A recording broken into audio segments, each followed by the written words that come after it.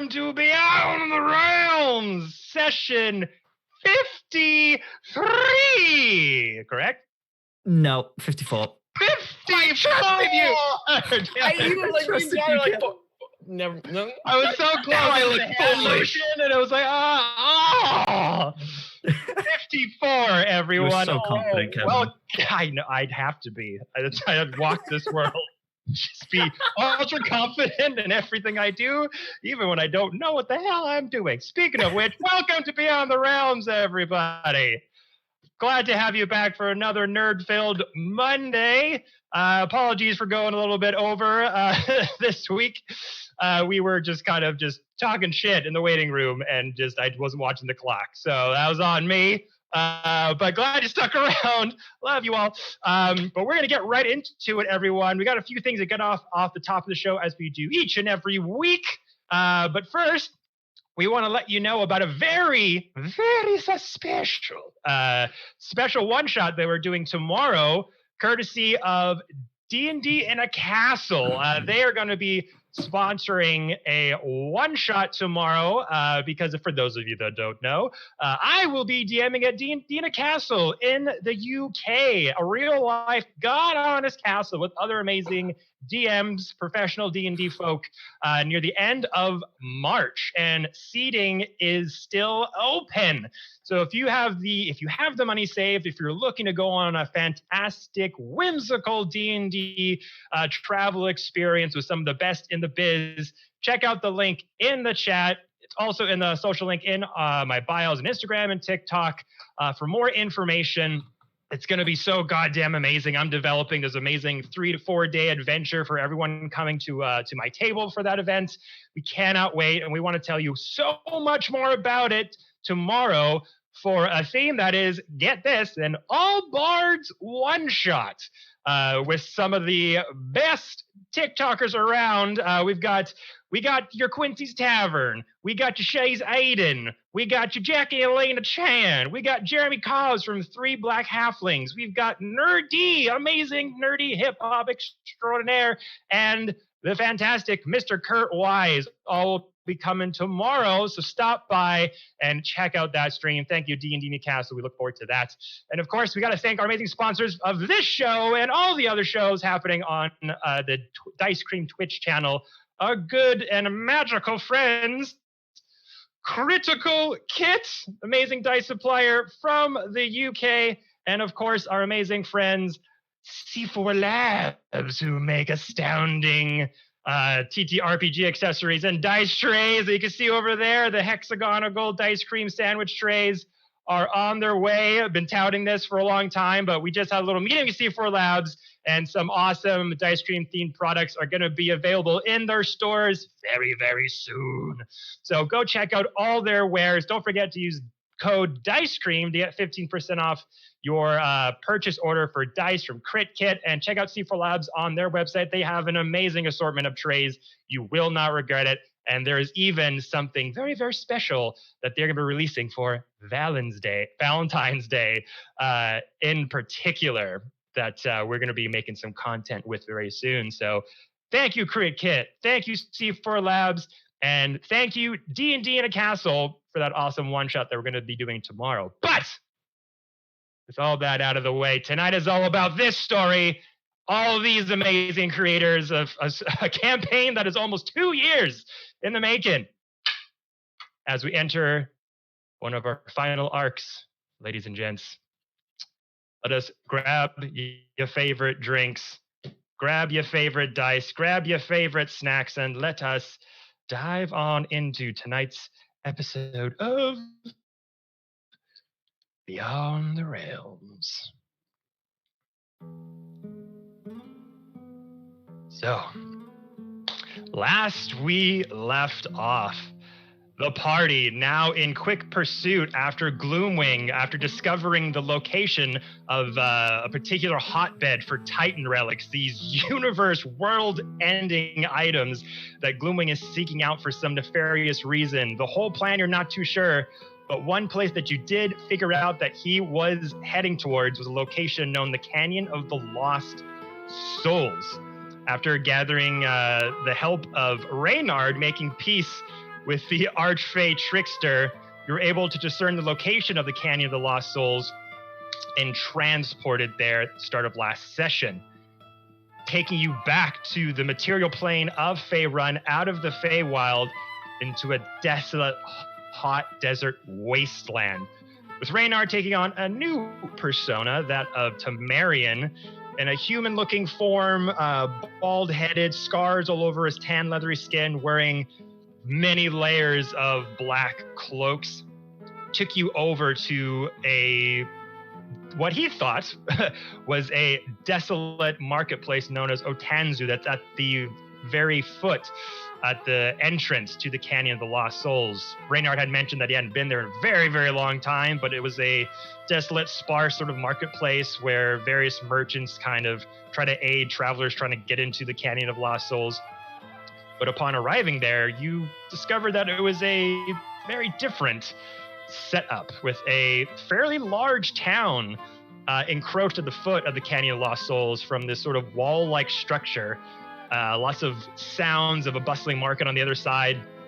2 UNT guards sat at the entrance to Otanzu, and with your party, with the aid of Feral, summoning a rain cloud over your bodies so that you wouldn't get too exhausted or let the environment kind of take hold of you, you got a bit of refuge from the sunlight.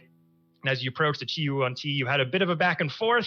One of you carrying what seems to look like a lifeless Ramira, having been knocked out from your fight dealing with Reynard and our bag of holding adventure.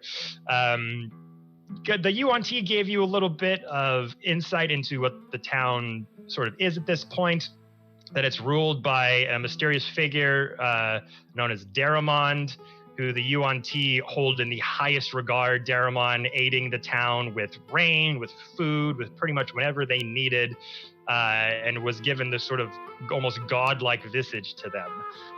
A little bit of bartering went back and forth for you to enter the town of Otanzu, give up some items to be able to gain entrance.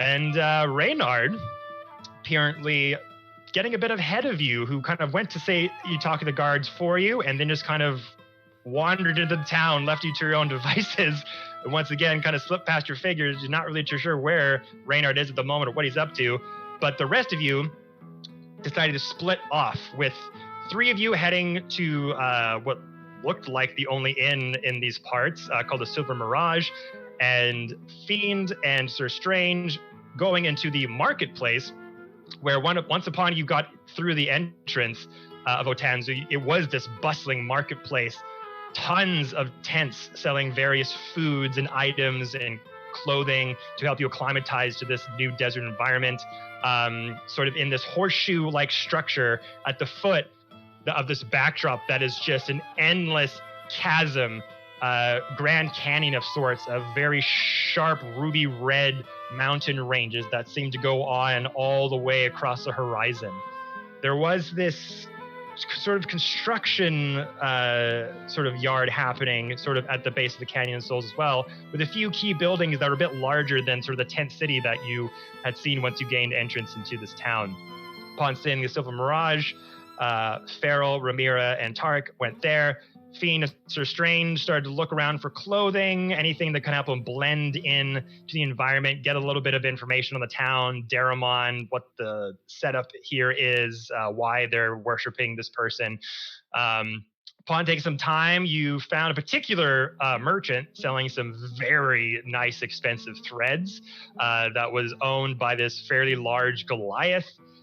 A little bit of talk back and forth. You decided to put on a little bit of a dog and pony show, where you put on this character of Sir Strange being the famed Prince of the Feywild, although not much of a lie, but the extravagance of it maybe was a little bit put on, with Fiend acting almost like an emissary to the Prince of the Feywild that would help you to encroach deals, try to haggle down prices from this Goliath for all the wares that they had inside.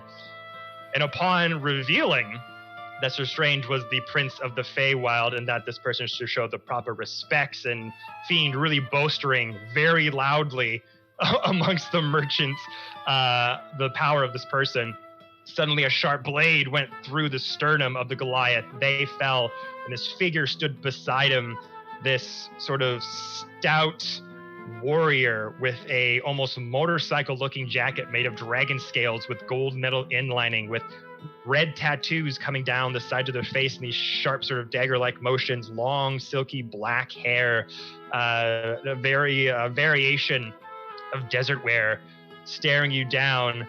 And suddenly 5 blades coming off their back, floating around, rushed at you for a strike. And right away, using a very high-powered blight spell, Fiend one-shot at the assailant through a few tents, collapsing beside him, and the sort of lump of the assailant sort of disappeared into the ground. The assailant kind of disappearing, going God knows where. You got the Goliath back up, gave him a health potion, and offered him 10,000 gold for his entire stock of clothing, which was an assortment of varied desert wear, a bit more finer than what some of the people on the ground were wearing. And one cool item in particular, a sort of ball gown adorned with metal armored plates that went down from the busset all the way down to the skirt below the gown. And I believe, oh, no, this is not where we left off, because we did cut to the Silver Mirage, where Farrell and Tarek and Ramira are kind of having rest. And upon Ramira and Farrell kind of sharing a bed, falling asleep, Tarek standing watch outside, Farrell and Tarek suddenly starting to hear this echoing, this faint reverberance coming into their head. And the result being the answers to their sending spells, that their messages that they had sent in the Feywild that for many, many days did not seem to be getting a response, now being out of the Feywild, realizing there was about a 2-week time period with your about 4 days total in the Feywild, has been stretched out in Faerun, and suddenly all of these messages started coming back to you, with Farrell getting a message from your bards holding themselves in Asgard, and messages coming from Tarek's sister, who is seemingly trying to seek out her brother and is a fair ways behind, letting you know that they were last traveling around in Icewind Dale, trying to seek you out. With all that out of the way, we're now going to pick up with Ramira, Tarek, and Farrell in the inn known as the Silver Mirage, of course, run by a particular snapping turtle named Otunga. Snapping turtle, I should say. What are the three of you doing? Suddenly, you've been resting for a few hours now, and this sort of echoing, familiar voices start coming into your head, and you realize instantly who it is. What would you like to do? Can I respond to my sendings? Yeah. Okay, cool. Right. So, who do I want to respond to first? Okay. First of all, I will respond to Salil. So I will just say something along the lines of, got trapped in the Feywild for a while, should be on our way soon. Sit tight. My first thought was gonna be like, Farrell's not here right now. Leave a message. I would have accepted that. I was like, hello. Farrell is not here right now. Please leave a message after the beep. End of message. There is no beep. There is no beep. There's no beep. How long he leaves it before he responds. Yeah, I'll send that to Salil. Next, I'll respond to Nakari. So something along the lines of, seems like you've been on quite the adventure. We should be relatively close by, at least on the same plane. We'll make our way to Baldur's Gate soon. Something like that. Okay.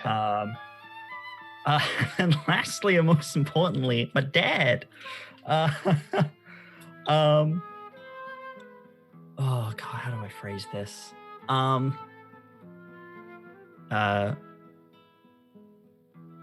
It is really me, because he was questioning whether it was actually me, wasn't it? So I'll just like confirm and be like, yes, it is really me. Sorry I've been gone so long. Do not go to the party under any circumstances. It's a trap. Okay. Yep. I'll find you soon. I'll add on to the end of that. I'll leave it at that. All right. Cool. Those messages sent. Fel and Ramira still asleep. This is probably going on like 3 hours at this point. I'm guessing that Farrell and Ramira, you want to take a long rest, right? Yeah, I'm thinking Yeah. if Farrell can hear Salil and suddenly all these voices in her head, she'll probably wake with a start. Like, probably midway through her sleep. I don't think I have the option of waking up. No. Normally You're she right. would be like, I'll take watch, but she's like, Yeah, unfortunately, from getting one-shotted from the bagman in our bag of holding adventure with Reynard, Ramira got one-shotted, swiped from this shadowy monster of a creature that unfortunately left her not being able to heal magically or naturally until they finish a long rest. So this is just, you are just comatose right now. Also, Ramirez sent out a message to Ren before, or like while they were in the Feywild. So I just wanted to follow up to see if she got a response from him at all. I don't know if she'd get that while she's in her comatose state, but just wanted to double check That's it. a good question. Yeah, not yet. Oh no. Ooh. Oh, Ren. Ooh. Is that man leaving one red? How dare? Wow, how dare. Not returning attacks. What's wrong with him? Can't believe Wow. Even in the Feywild. Like, it. God. Honestly rude. Honestly. I used all my international data for that text. Oh my god. Yo, you seen the rates in the Feywild? They're insane. They're insane. Damn. Oh, the Feylord's gonna get their money somehow. No, I do think that Farrell's probably snuggled up with Ramira, kind of a little protective. Would wake with a start, hearing suddenly voices in her head, and kind of sit up, like kind of wake up enough to shift Ramira off of her a little bit, and then sit up. Where's Tarek? Is he outside the room, or are you in the room? Yes. Is in the hallway. I'm guessing he would probably leave the of you just to kind of have the room and would kind of be watching it out in the hall, kind of probably waiting for the others to come back as well. Yeah. Okay. So Farrell, if you do wake up, you have not benefited from a long rest. I know. I'm gonna go back to bed. I just. Farrell's like, okay, cool, sore, awesome, cool. Wasn't Farrell going to take a watch? Yeah, as well? she I can't is. remember. After she sleeps, she was gonna take a watch. If the guys did not come back, like if the other two did not come back in time, she was going to take a watch. Yeah. And just so I think she's going to throw her feet over the side of the bed and stand up, pitter patter across the floor, and open the door just a little bit. Be like, Derek, please tell me you also heard voices.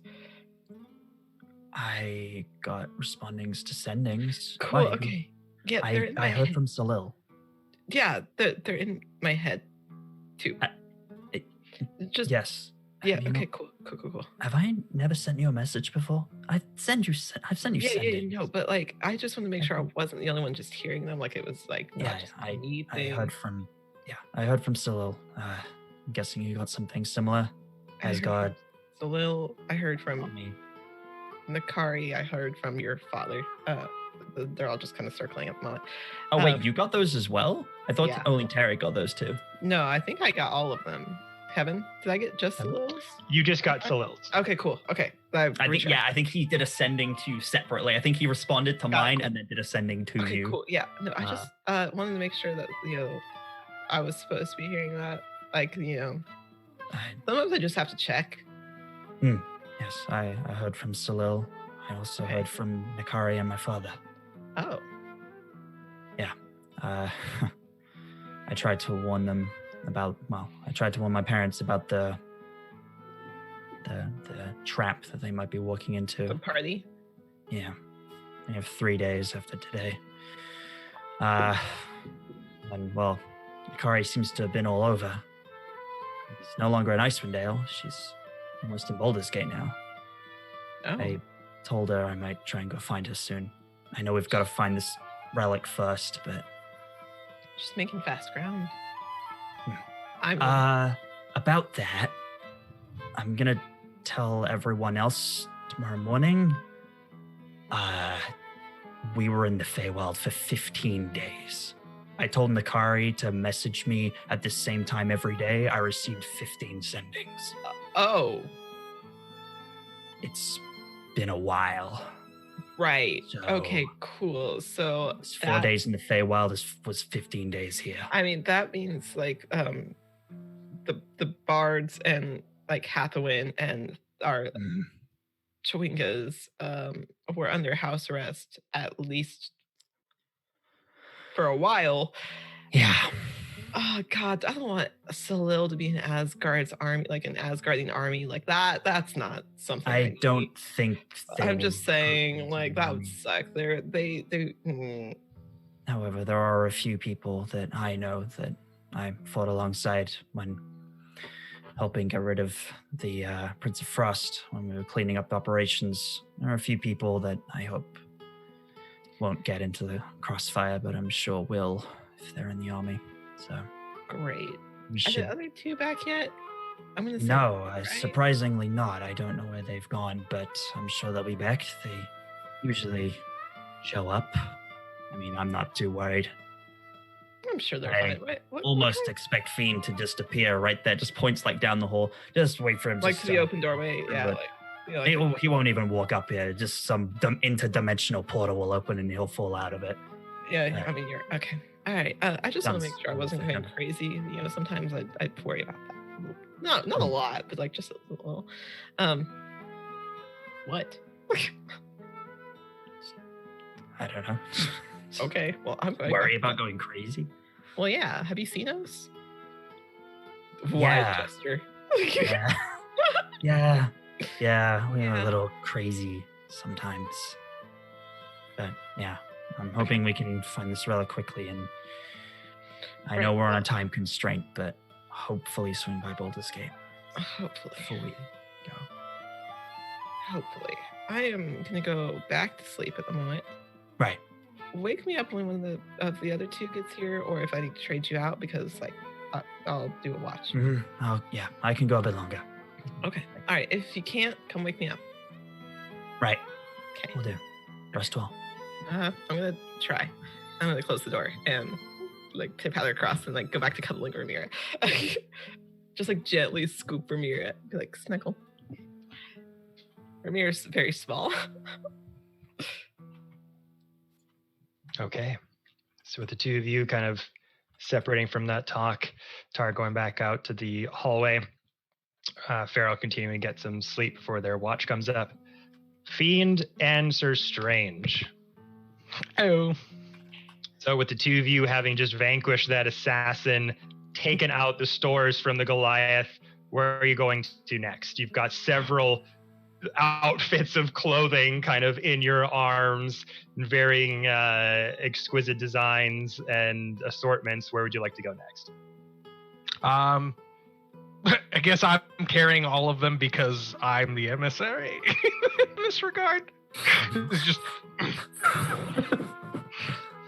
Wait, didn't we ask that he was going to deliver it to he was going to take it? Oh, that's true. Right. Yeah. You did request that Yeah, he I deliver remember it because too. you're being very snobby about it. So That's right. Sorry, that was my bad. Yeah.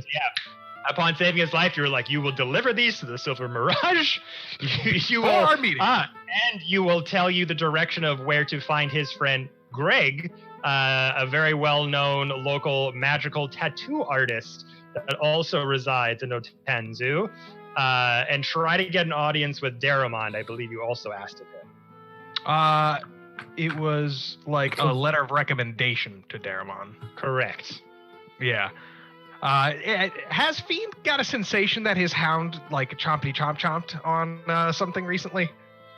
So with the hound, with your connection with this spiritual, shadowy familiar of sorts, is your connection to it, is it very intuitive? Is it like when it feels pain, you feel pain? When it's like gorging on somebody, you feel that sensation? Describe that for me. So, as far as what I can tell with this ability, it's kind of like Santa Claus. I know when it's there and I know when it's not. Mm-hmm. So it has either 5 minutes or until its target is dead, or its target is off this plane of existence. In those 3 cases, it will disappear and I will know that it was like desummoned. Okay.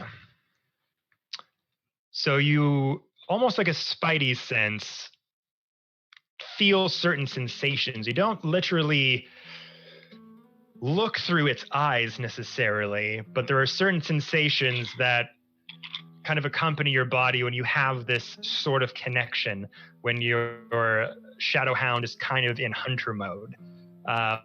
There's almost this, I don't know, tingly feeling that kind of goes through your chest and through your arms, and this almost anxious feeling that kind of grows or dissipates depending on how close the hound is to its target, or if the target disappears.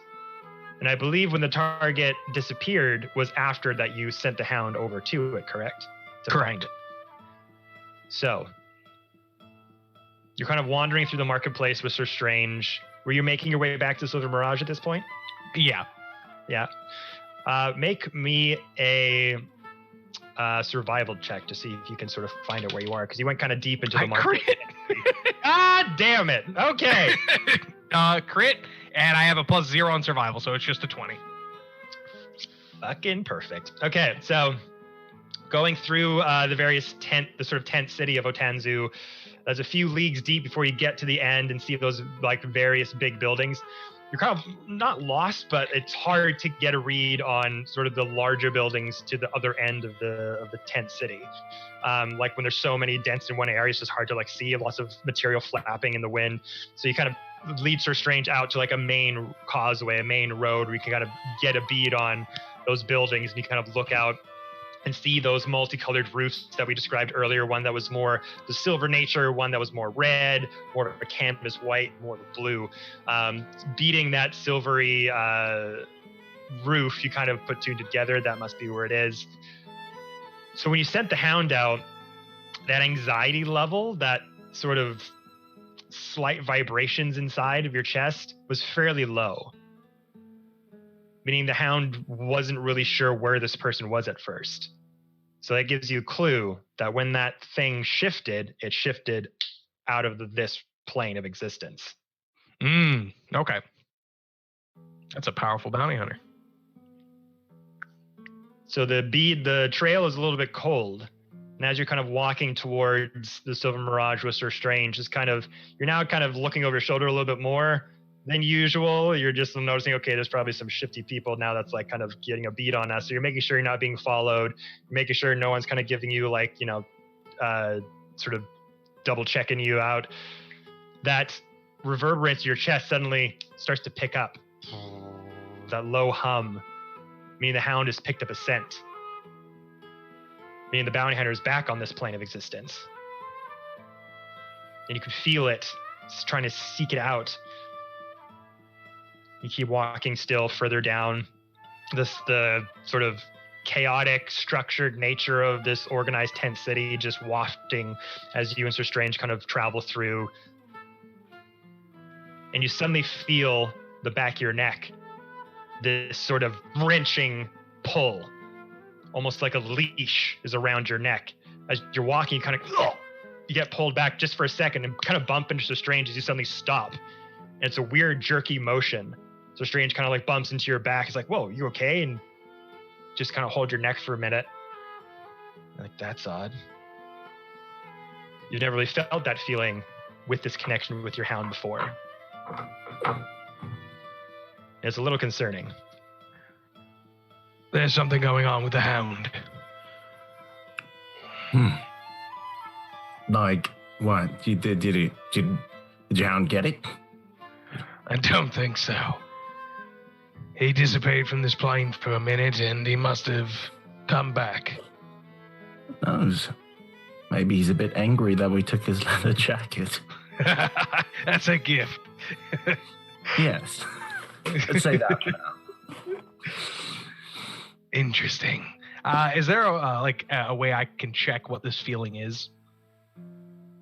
Like get a little bit more insight onto it? Yeah, I'm just trying to think. Make an insight check. Alrighty. That's not bad. Well, I have a 0 in insight too. 18. 18. You never felt a sensation before with your hound. When you're kind of in this almost ultra-sensitive mode, when you have this strong connection to it, when you beat it to hunt something down, there's this innate spiritual connection that you have with it. And it's almost like what it feels, you feel to a certain extent, but this almost obedient sort of wrenching from the neck, signifying a sudden stop, signifying something very, very powerful, or something stopping this motion from your hound. You feel caged. Something's not right. I actively dismiss the hound. You feel a sharp pain in your chest as you do so.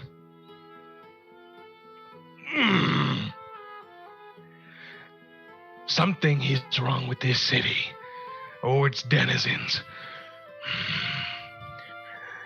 Nobody, and I mean nobody, cages my beast. That's concerning. But you being the King of Fear, I doubt that'll be a problem after a couple of days. No. We're definitely going to teach this Daramon who they should fear.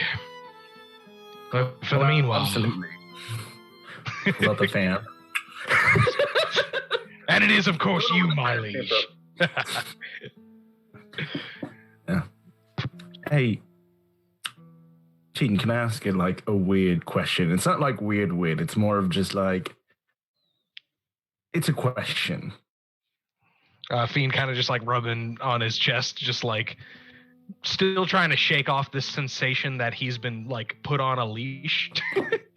Like, oh yes, of course, strange. What is it? Fire away. What did you see when you looked in that portal? Right. Well, I saw my father locked in prison.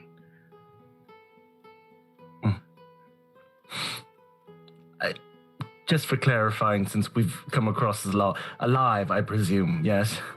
Yes. Okay. Yes, he seemed very much alive. Well, you and your dad ever close?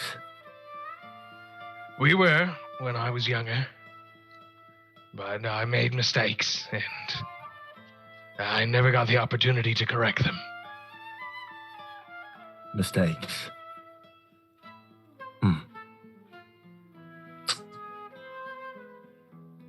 And you miss him even after all this time? Yes, terribly so, I believe. It's hard to... It's hard to quantify what happens when you feel as though you know everything, and it turns out you knew nothing.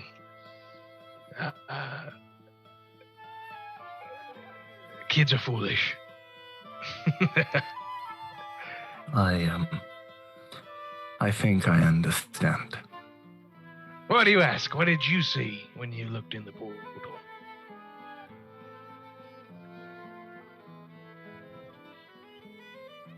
When I looked into the portal,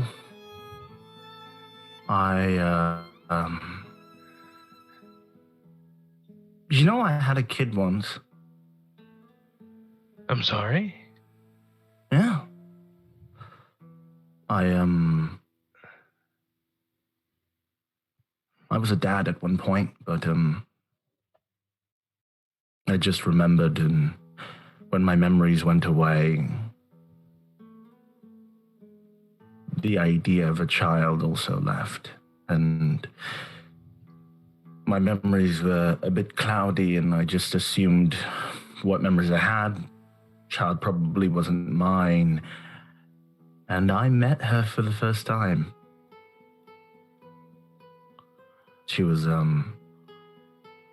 out in the field, messing around with some sort of target.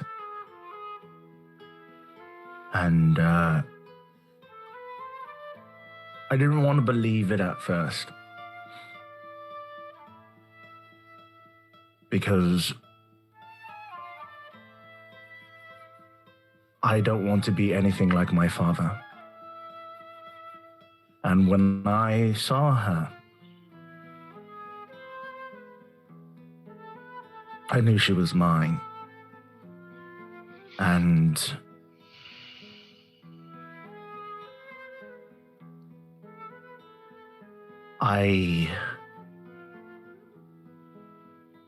I'm struggling because I don't know what comes first. Me being a good father or a good friend. And I don't even know if her mother is still alive. It's been... I forgot how old I am. I'm probably older than 500. And I only saw her for a brief moment, and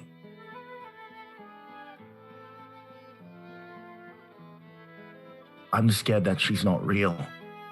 I'm scared that my mind is playing games again. I'm scared that... I guess pardon my comment, I'm scared of fucking up. Well, strange. That is big news.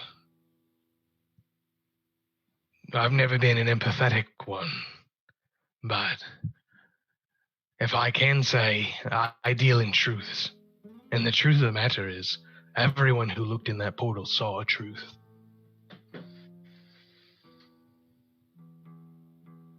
So whatever you saw is real.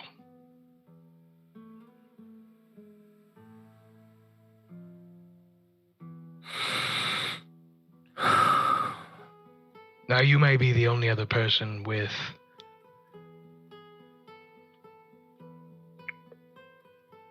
a certain connection to a realm, but I had the option to stay. Did you? To stay with a party or to clarify? Stay in the dream, in the vision. Will you be becoming corporeal by chance? Like turning into like some sort of... Big words are difficult for me. I'm not very clever. You're the one with a higher intelligence than me. So I'm going to need you to be very specific. Were you a ghosty? Yeah, I was a... Yeah, it was a ghosty. Yeah, there we go. That's the word. And then you were becoming a physical representation of the ghosty. Like you were slowly transferring your body into that realm. Yeah. I think she saw a little bit of me. Hopefully not all. Because if she is my daughter, and I like to think she is, that means she isn't safe either. Think about it. Isn't safe with you or without you? Either or. If this is true, she is a child of a fae that is outside of the Feywild. And if I'm correct, and I remember, her mother is a high elf. And those are the closest thing to what Fae are, bloodline-wise. So, what happened to me with the Frost Prince could easily happen to my daughter. And you've never met my mother. You know my father.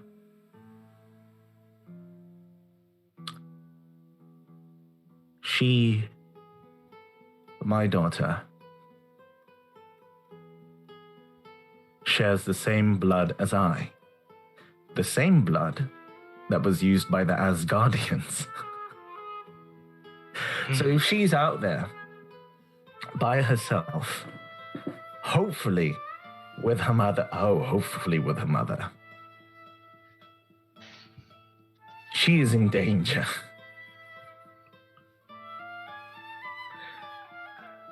And look, I may not be father material, but I can't help that I'm responsible for what might happen. Do you know what realm she's on? I don't know. Definitely not here. It was like, Kevin, hey, when you were sorry, Kevin. So the field was like a grassy plain knoll sort of field. It wasn't like okay. It was like a country hillside next to a river. Was I able to tell? Okay. No, it was just like it was just very vague. Yeah.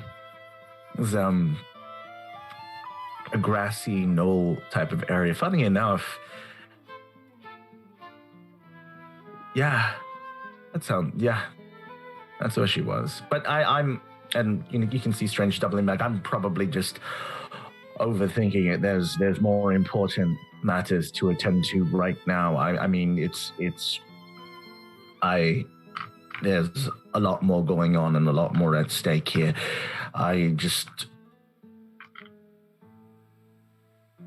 If I ever had the opportunity to go off and see her again, I'm not sure if I would go. One, because I'm afraid. I'm afraid that she'll recognize who I am and ask why I left. And I wouldn't know what to tell her because I don't remember why. Well, the second, if it is a truth, there's also a slight chance, me being a fae, it might be something far worse. And I'm not sure if I want to come to terms with that. And third, well, what if I can't come back?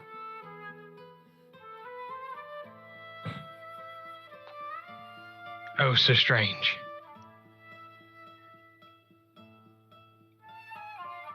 The best things in life aren't easy to come by. You know that. I know. I mean, I tell you what. How about when we rescue my father from prison, or when we see Tarek's father in Baldur's Gate, you can ask both of them if they still love their children after they fucked up so royally. And then you can ask both of us what it was like to have terrible parents. Can I tell you the worst part of it all? Her mother, my wife, the strange she fell in love with is dead.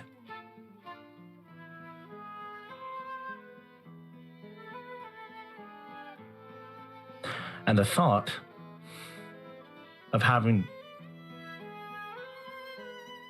I guess we'll just throw it out there. I love Ramira more than anything else in this world. Now this I can help with. It's just that my daughter isn't now. And I have to come to terms with the fact where I'll have to step into a portal and be like, hey, ex-wife, I'm back. And, it's all funny in my head, but I know it's going to be a lot more painful than that. How do you tell someone that the person they loved is dead? And that they fall in love with another? It's not her fault. I was the one that made a selfish request from the Fae. And I paid for it dearly for hundreds of years. Strange. Yeah. How do you know that she hasn't fallen in love with somebody else?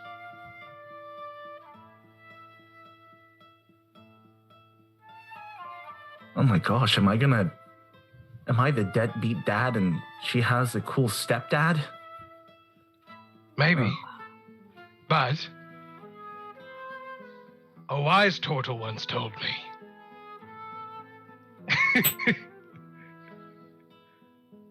that you can't change the past, so just focus on the present. I'm paraphrasing, of course. The past is history, the future's a mystery. Today is a gift, and that's why it's called the present.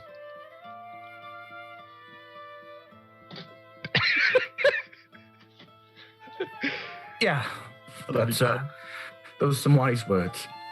Yes, I'm pretty sure I was going to get a chance to use them eventually in this lovely group of adventurers that we've all become family. And I love you and hate you at the same time. It's a powerful ability that I have, but most people feel that way, yes. Right. Well, Strange. Try not to worry about it, because there's nothing you can change at the moment. What we can focus on and prioritize is the I'm going to make up a word here, obtaination of this Titan relic, which will get us closer to saving our own families. Because power solves everything. You know, Fiend, after all this time we've spent together, I would have disagreed with you at first. But I wholeheartedly agree. You've seen how many problems I've solved with it. Yeah. No, trust me, I remember what was inside me at one point because of power. But it did solve a problem. It brought Ramira back. I have no regrets for that. As you shouldn't. You made the right decision. Just don't ever hit me with the 6th level disintegrate ever again. Well, we're friends now. Best of friends, even. I'll get you back, by the way, one day. Wow. I'm sure you will. And Stranger's gonna, make his way with a fan. I'll get you. Of course, my emissary. Okay. So after that conversation comes to a close, you find yourselves at the steps of the Silver Mirage, the inn that half your party went to just a few hours earlier.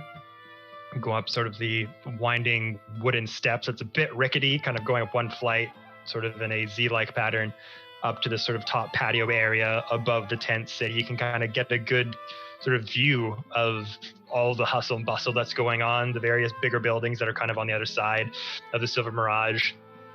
Has the sort of silver metal sign at the top, open the door. There's just a ton of commotion inside. It's like the lounge, sort of makeshift tavern area. People drinking, throwing darts, makeshift sort of wrestling, arm wrestling, fighting each other with a big, bulbous, spiked turtle sort of picking up 2 of these gnomes that are just like slashing each other.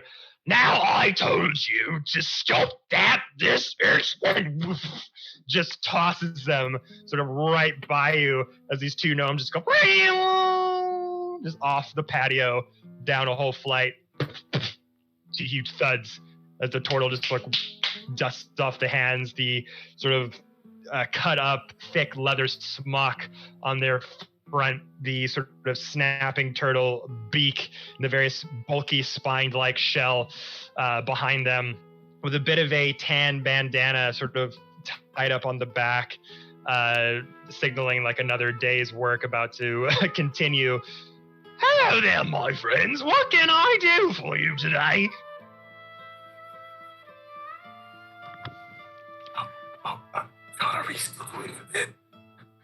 I think we should drop it at this point. Okay. Slow down. I believe we sent friends prior to our arrival. 2 conscious, 1 and 1 unconscious. Oh, yes, very entertaining bunch they were.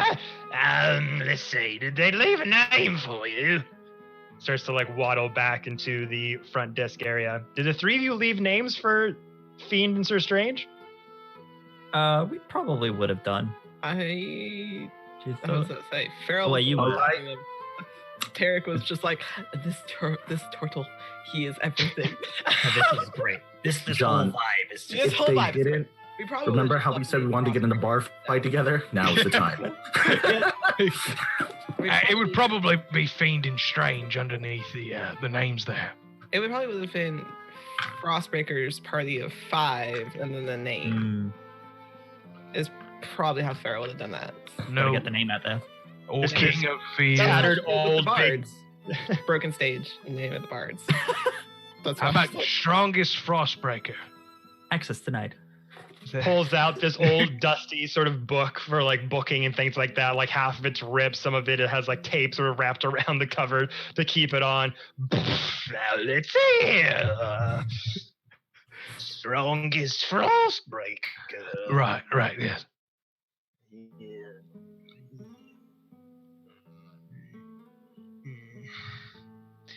Not the neck action, Kevin. What a turtle would do. On a fucking spindle, baby. The strongest Frostbreaker. Let's see. Terrible parents. How about that one? Try that. Parents. You see Frostbreakers in here. Didn't leave any particular name. How about Point Break? I love you, John. No. No. All right, we're under Frostbreakers. I'm just having fun with you. The Frostbreakers, eh? Party of 5? 5.5? I'm getting to it. Party. 4 3/4. He was enchanted by Farrell, and he just doesn't like you. I think he was more I feel like, this You whole know what? vibe, That's you know. valid. It was not Farrell. Farrell just happened to be there. Yes, indeed. It's a party of 5 upstairs, situated in the last room on the hallway on the first floor up. Must be a big room, 5 people. They got a couple, but I think they're situated in the far room for now. Understood. Thank you so much. Oh, wait. Fiend, don't forget about the guy that's delivering the clothes. We don't want to get him caught. Yeah. Oh, yes, there's a Goliath gentleman delivering fine wares for us before tomorrow morning. If you might collect that for us. Goliath, gentlemen? You mean Roxaya? Yeah, probably that one, yeah. You only Goliath around these parts. Got some of his wares. Nice, pretty penny they are. Yes, I got all of them. Yeah. Really? Mm-hmm. Gaping wound through the chest. You bought Yes. all of his wares, did you? I did. I even got a cool jacket. Fiend, shut the fuck. I'm just slapping. So you take up and pull out that jacket? Yeah. Oh, I see. Very shiny. It's a gift for a friend. I can see that. Fiend kind of okay. looks into the turtle's eyes and leans in and goes, so you can tell I really don't care about being braggadocious, and I have a reason for that. Oh my god. Right? Straight into the background.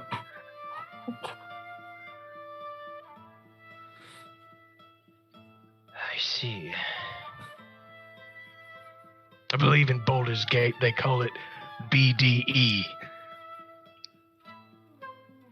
Not familiar with that term, sir. But go on. Thank you. Upstairs to the left. Yes. We're going up. Going up the stairs. Probably hear it from downstairs. Did you mean big dick energy? That's the one. That's the one, Strange. And as you guys sort of leave that sort of front desk area enclosed by metal bars and thick sort of glass, look over to your side, and it's kind of like a Western saloon with people playing drinking games. Sort of, some people are arm wrestling, some people are wrestling each other within the table. There's a few colorful characters kind of sitting down, just relaxing. Some smoking with pipes and various cigarettes and things like that, tobacco flavored items. As you kind of go back, this waft of just whiskey, hard bar, and smoke just kind of wafting through. Sort of look behind you, and the turtle is just kind of beating you as you go up the stairs. And watches you walk up every fight until you turn the corner. Tonight's gonna be a fun night. Yeah, sure. As you turn the corner, you do see Tarek sort of sitting down, sort of in a crouching position again, or standing position against the door. It's been a couple hours. You can see them kind of like nodding off a little bit, a little worse for wear, a little tired. But around the corner, you do see Fiend and Sir Strange starting to come down the hallway towards you, Tarek. Oh, well, I guess I lost that bit. Made it back in one piece, I see. Not flying through a portal as I guessed. Oh, it wasn't a lack of effort. That was the fight. Oh, that was there. Why am I not surprised? As a matter of fact, where's Pharaoh? Sleeping. Oh, Just nods. that to is him. true. It has been a minute since we've slept. You need Yes, a rest? I agree. Strange, when did you get that? No, don't ask. Slides, What flash, even is that? hear us. Don't worry about it. Don't worry about it. It's fine. It's okay. Tarek, how many rooms did we get? 3? 3. Understood. 3. It's the one, this one, the one next door, and there's one on the opposite side. Yeah. One I would here, like. one next door, one all the way down there. I'll go all the way down there, far away from everybody else. Right. Mhm. If that's what you want. I recommend, Tarek, you stay with Ramira and Pharaoh until Ramira can be fully healed. Strange and I may have made a couple enemies, so it might be best for us to separate. A couple of enemies? Why am I not Fiend? surprised? A couple? I think we've got the entire kingdom right now. Just so I'm not surprised by anything that might come our way in the night. What exactly did you do? Teleporting bounty hunters, all this sort of stuff. I got Pharaoh a jacket. Oh, Apparently, people that see me definitely now. seems like her style. I'm a prince, openly, apparently. Yeah, right. But it'd be the whole, the prince and the advisor bit. You know, like old school. This was like, Oh, yeah. I mean, we're not lying. No, and I don't really No. do that. Listen, anyway. we're gonna be just fine. Right. Just fine. Why don't we all turn in for the night? There should be a delivery of fine wares for us to blend in a little bit better, but at the same time stand out. Well, I spent far too much money on the Do you think perhaps if we've made some enemies, it would be worth taking watches? I was waiting for the group of you to come back, but I was also keeping watch just in case. Sure, why not? Yeah, me too. So, Well, I'm gonna go turn in. Strange, why don't you take the first watch? Yeah, And then I'll jump up after that. How about that? yeah, that sounds really fair. Good. fair enough. That works. Well, I'll see you both in the morning then. Strange is the one who got stabbed. Fiend is fine. Tis but a flesh wound, fam. Don't worry about it. It's cool. 35 fire damage. Tarek is not phased. He sees it and is like, I'm used to it at this point. Well, I will see the two of you bright and early tomorrow morning then. Good night. Good night. Tarek will turn in. All right. So at the end of that conversation, as you all take to your beds and sort of rest up for the night, taking various watches, as you are still in sort of the middle of the day, it's still fairly early. It won't be going into the next day after this 8 hours, but more likely into the night sort of time. Okay. And as you all kind of go to your various rooms, close the doors. Question. So where would Strange be staying? Would it be like they just be outside of the doors? How are we gonna do it in watch? Am I gonna be in my room? I'm just gonna have like the door propped open, be creeping over from my head. It's completely up to you, my friend. How would you like? Are you taking the first watch? Yeah, I guess I'll pull up a chair and be in the center, but close to Ramira and Farrell's room, as they're the party members that took the most damage. And they'll just be propped up there. And their excuse is that they are basically polishing their sword. Ooh, choice of words. Fuck off. Polishing their You're doing helmet. that out in the hallway? Shut the I'm buffering my helmet. Stop. Okay? I'm tired. You're outside. Tarek's just in his room like, what are they doing up there? But that's what I'm doing. Did you freeze or is the music changing? I'm scared. I can't. Kevin has frozen. Okay. I'm like, what kind of terror is it? I'm waiting for the battle music to start. I know suddenly he comes back as instant battle music. Strange, you're there out in the hallway polishing your sword, and someone comes down the hallway and stabs you. Suddenly Farrell is sleepwalking with a cursed dagger. Oh no! Yeah, we've not heard from that in a while. Hey, yo! No, we haven't. Correct. We have. Oh no, and I'm the one laying next to her. Wait, who's the DM? Who's the DM? I'm ready to donate blood. Red Cross. Am I Red Cross saving Farrell? Oh no! I didn't know who the DM is. Oh, I'm the DM. Nice. I leave Ivy. for 5 seconds. Hi, my name's Ramira. Honestly, I was waiting. Farrell. I can stab me with your Oh sword. my God. Take me. That's it. I'm killing you all. I'm the DM now. I'm killing you off. No. Between freaking Strange polishing their sword in the hallway It's and a helmet now. It's a helmet now. Okay, well, in the meantime, remember Alexa Strange according now. to the clip that I just made. Hey, y'all in the chat, if you have an iconic moment or a hilarious my moment or whatever it is, please clip it for us and put it in the Discord for us because it really helps. It's so much. also we have a Discord. We do have a Let's Discord. join our Discord. Yeah, I'll even pop up the we code. could plug Crit Kit right now. They are awesome. Some dice. You can buy dice from Crit Kit, or you can get some really cool dice trays from C4 Labs. Mhm. Kevin's going to be at D&D in the castle, where you can play literal D&D in a literal castle. And there's going to be lots of really cool creators there, and you can do that in March. And you also can like shoot crossbows and shit. Which is I did a little bit more research into it. It's pretty fucking cool. Really? It's You a- can shoot real crossbows? Yeah, it's like a completely all-inclusive vacation. Like you can That's so like fun. That's so sick. because it's a session that you get to play over 3 days. So it's a 3-day session with your party.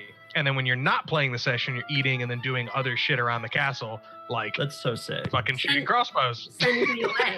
Send me away. And I'm telling you, I almost surprised Kevin just straight up like, hey. Look, and you can bring your That's what I'm saying, it's C4 across the Labs pond. I could spray go. and your Crit yeah, Kit you dice. can take your C4 Labs. Yeah. Nice, right? my tray is arriving tomorrow. Wow. So Finally. exciting. But genuinely, if anybody's in the chat, I'm back. Oh, Hey. Hey. Wow. Hey. Holy shit. Sorry about that, everyone. My internet just was like, yeet. Oh, I took over as DMing. I killed everyone. Oh, Yeah. shit. Okay, good. Okay, good. Strange was polishing their sword, and then someone came down the hall and stabbed them. Kevin, I gave myself sticks to snakes. Finally. As the DM, I gave myself the spell. Sorry about that, everyone. My internet is not being good today, but hopefully I will most likely be investing in a whole new laptop setup, and this will never happen again. Wow. Jade, Okay. so strange. We need your camera back. I'm back. Thank you. Hello. Apologies on that, everyone. Okay, so back into the scene. Everyone sort of resting up for the day, it seems, just to catch their breath. Sir Strange takes a chair out into the hallway of the Super Mirage, sort of sets up right in front of Rhaenyra and Farrell's room. And as this happens, Oh, no. we were right. We were right. I hate it. Oh, Oh motherfucker. no, it's worse. Oh, fuck. Oh, it's a connection emotionally moment. Oh no! Oh god! This Who is a is it? trap. I'm just going to get stabbed emotionally. You find yourself waking up in a sea of clouds. This whole time that you've been knocked unconscious, you find yourself rising out of a bed of mist that slowly turns into cloud forms around you. And as you sort of rise, the mist wisping off of your shoulders and your hair, you look up to a beautiful, gorgeous night sky.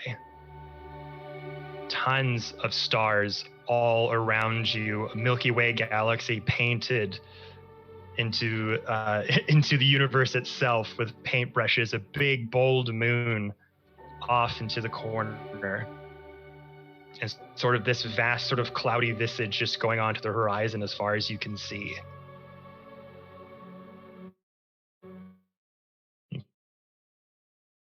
Lost and perplexed. And then you look behind you and you see this very elegant sort of ivory archway with sort of a pointed peak and various vine work, also made of ivory, winding down. And a person is standing in the archway. Elegant, long, white hair flowing down past their waists, towards their calves. This sort of, not a gown of sorts or a dress, but it's got sort of a white material pattern that kind of comes from the shoulder down past the chest, sort of interwoven into this very nice sort of light teal blue dress with arms that kind of come down to here, and this silver metal that kind of covers the shoulder blades and kind of ripples down like scales going down from the chest down past the waist, with this belt sort of tied and this high collar coming up like this. The woman's back starts to turn. Hello again once, my dear. And Saloon is facing you. Having a bit of trouble again, I see. Hi, mistress. Yeah, I don't stay too far from trouble. Are you and your friends all right? Well, I think some of us are. Some of them?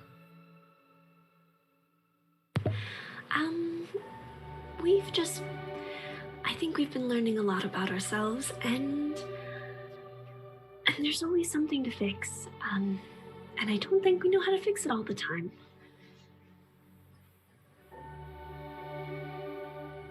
Are you okay? Oh. I don't know. I haven't really paused to ask myself. And Saloon kind of just starts to walk closer towards you.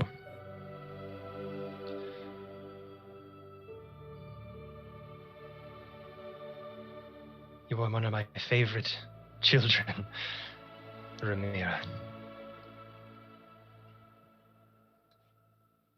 And I felt the connection of you to that world was broken for a minute.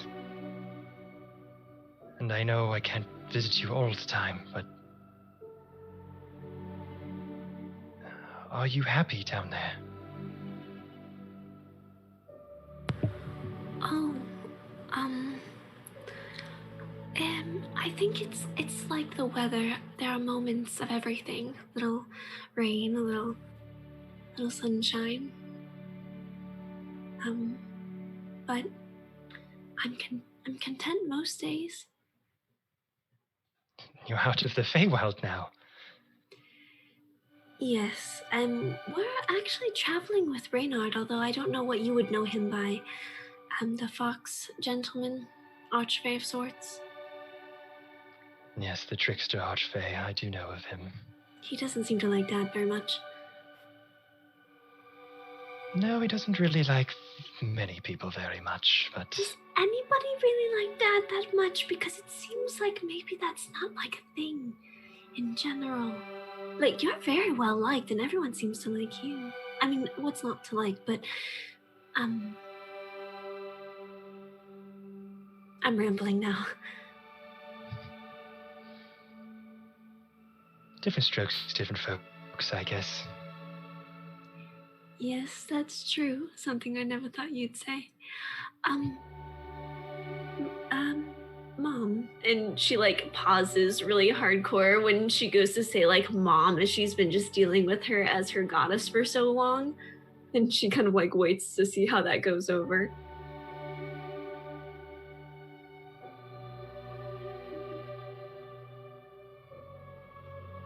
Yes? What?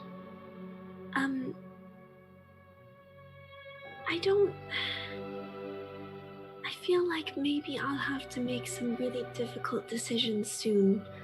I think a friend of mine, not one that I see often, but still a friend, has made some really, really poor choices, and I'm afraid that I'll have to stop him. The tides are changing. This is certain. There are events in motion that are changing the fabric of time and history as we know it. Big things are rising. Your friend. What's their name? Wren, like the bird. Wren.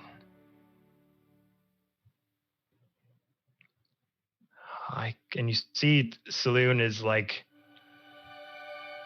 having this interaction with Saloon is a bit odd. There doesn't seem to be this sort of confidence that you've kind of seen with the moon god up until this point. As nervous as you are kind of talking to them after this sort of recent knowledge as that your true connection with each other kind of came out, they feel a bit like nervous as well. Like awkward as well. Hey, kid. A little bit.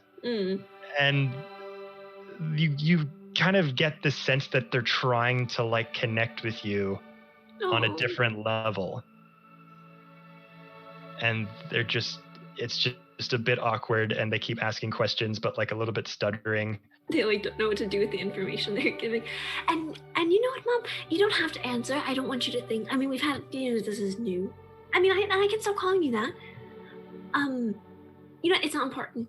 Basically, I'm gonna figure it out. I always do. I always figure it out. And maybe in the future, when this is all done, when I've done my best, I don't know if I'll win anything, but when I'm done and when I've tried my best, I really, really just want a little farm on a hill somewhere with a dress that doesn't always have to have bloodstains in it, and maybe that'll be with you, or maybe that'll be on this plane. I don't know, but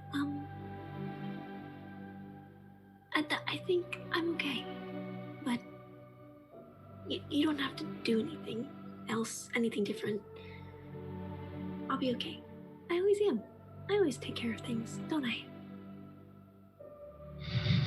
You just kind of see her chuckling to herself. You never did know when to stop, did you? No. This friend, Ren. There's no hope for him. You don't think there's another way? I don't know. I never dreamed in a million years that he would serve, Mammon or whoever he's technically serving. He was always so shy and quiet, and I did more talking for him than anything else.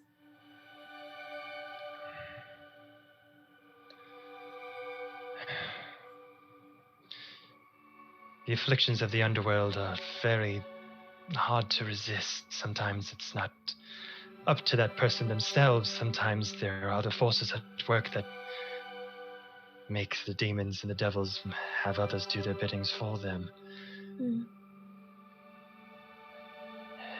I would just suggest that if this person can be saved in any way, to try.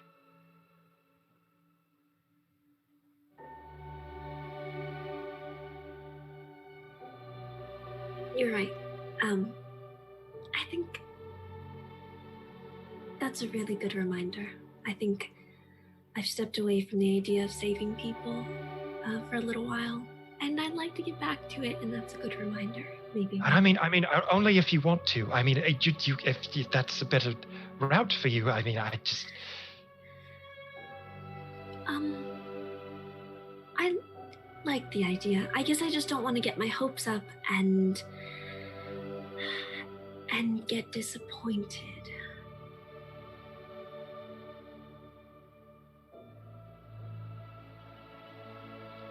You'll never be disappointed if you know that you tried everything you did to sway them from the dark path, and if they're determined, there's not much you can do after that fact, but as long as you try. You've been through a tremendous ordeal, Ramira, over this lifetime, and you've been tested again and again, and you always come out on top. Through every trial, through every tribulation.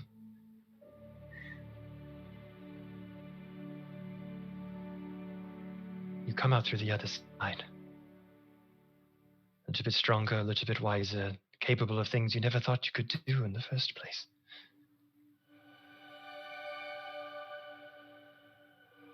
My friends have been good for that. They've been taking care of me. I can see, turning you into flying snakes and such. That was actually quite fun. Usually I only turn into people, but anyways, that's not important. They're very strange and sometimes very grumpy people, and I don't always understand what their points are on things, but they take care of me, and I try really hard to take care of them. I think one even likes me, but that's just a guesstimation at my point. Which one is that? The one in the clanky armor. Oh. They made a great sacrifice for me. It was very kind, and I owe them a lot. I owe a lot of them a lot, if I'm to be very honest. This person is very special to you. Well, yes. Ramira? What? I said yes. Didn't seem too certain on that point. Oh, I am. It's the disappointment thing and being nervous about being let down. I just don't want to put all of my emotional eggs in one basket. I don't have a lot of the emotion eggs left, and I don't. Also, they forget people when they actually like them, and they haven't forgotten me yet, which is good, and also I'm scared. So it's one of those things where it's like, anyways. I'm sure whatever path you take will be the right one. I have faith in you, Ramira. Thank you. I'm going to do my best in the end. And if something happens at the end, then it's fine. And if not, it doesn't matter. Because I'll be all right. I've also come to you for another matter. Oh, God. I mean...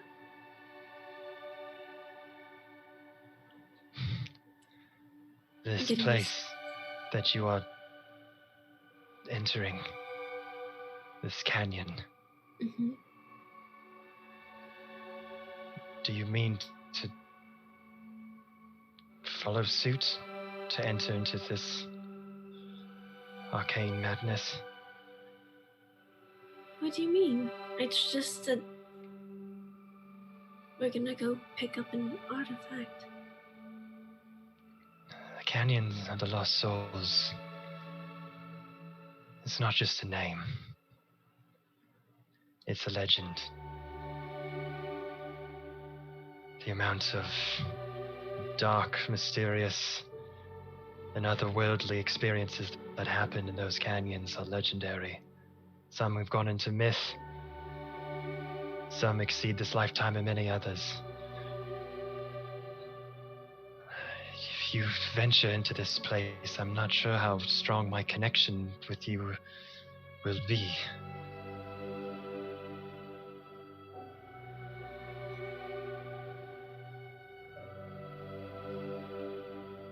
But I wanted to give you this.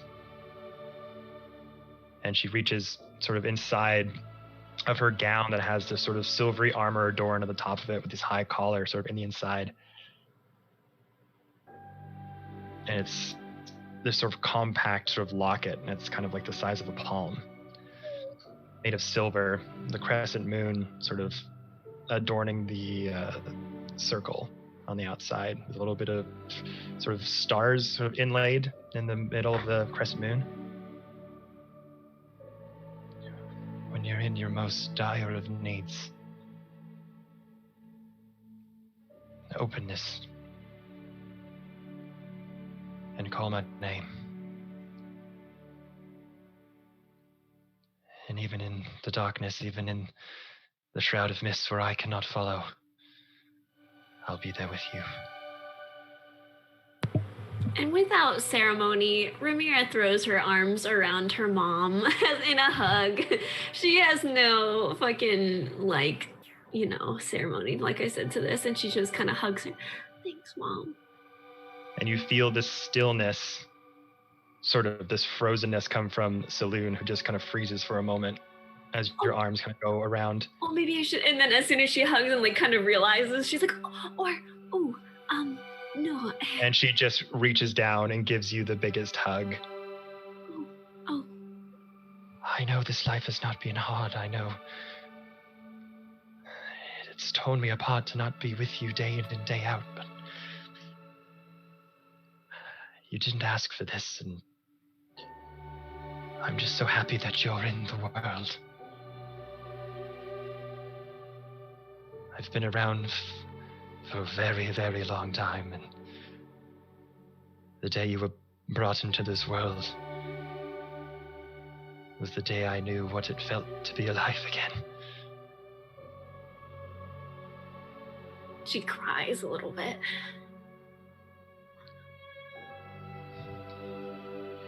As long as there are moonlight in the sky, as long as the stars dance above your head at night, you will never be alone.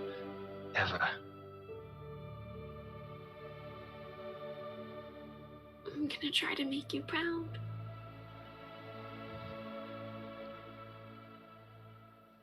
And she lets go. And kind of, your breath kind of a little bit too tight for your liking at first. Miss Wren. Would you like me to check up on them for you? Oh, I would love that. I would love that so much.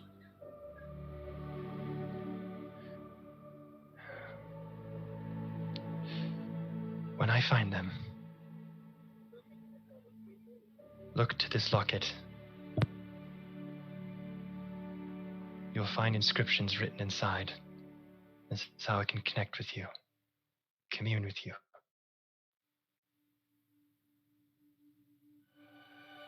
I don't know what's going to happen next. The upper planes are in a bit of a disarray. Yeah, sorry about the Feywild stars. Yeah, that's going to take some time, but, Yeah. you know, I told you I roll with trouble. it's okay. It happens. It happens. They mean well, I think. Oh. And Anita is holding a council meeting for many denizens of the upper plains soon to figure out what to do with that, and also about this Gloom Wing nonsense. Ah, yes, he's been trouble. Mom? Yes? Do you know if and she kind of pauses for a second as the question gets stuck in her throat. Do you know if the princess, the Lord of the Autumn Court's wife, if she survived? And you see her look kind of go solemn a little bit.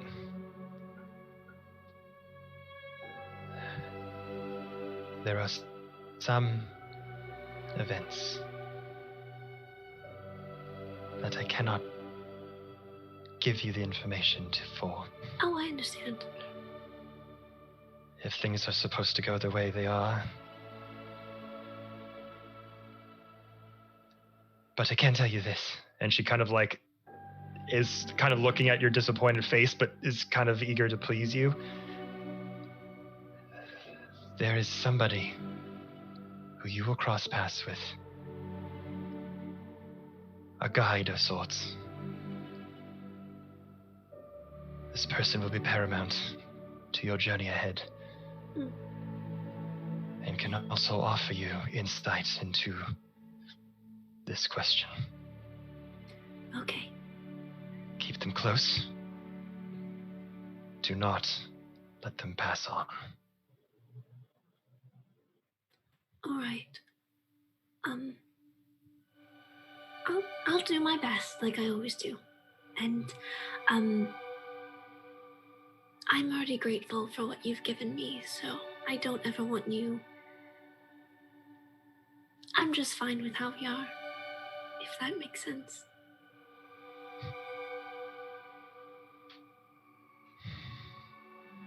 Well, better get back to guiding the moon. Yes, thank you. Thank you. Mom? Yes? I love you. And you don't have to say that. Anyways, I'm gonna go now. The moon and the sky just sort of, the light illuminates a couple notches higher. And a few stars kind of blink a little bit, almost like your words have this reverence, like a stone dropping in a pond that just reacts to the environment around you. And Saloon takes a breath. I love you too.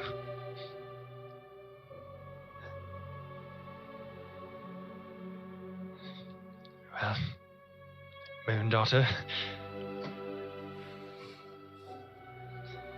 use that mace well. You're gonna need it. I will. Good luck. Good night. Good You night. suddenly just feel your body just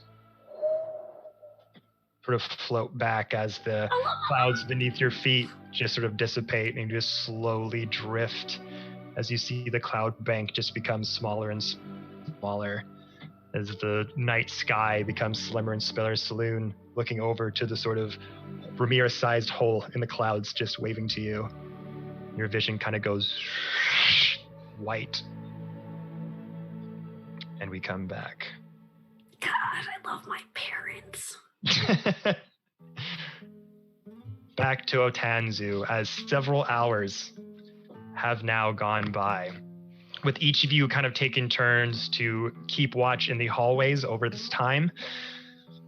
No ill wills come to you. A few drunken patrons kind of come up the way upstairs and had just meaningless conversations like where's the bathroom, that kind of thing. But one at a time, you all take your watches. No assassins come at you. No one tries to stab you in the night or anything. And Ramira, as that white flash comes to you, you eyes awake. As you in your bed in a place you do not recognize, with Ramira sort of sound asleep beside you. It's I think you hot. mean Feral. Yeah, Feral. Oh, sorry, Feral. She's like lightly sweating from the heat. Like, oh, where am I? This hot air is just sort of sifting through the silver mirage. Sir Strange, Tarek, you're both asleep.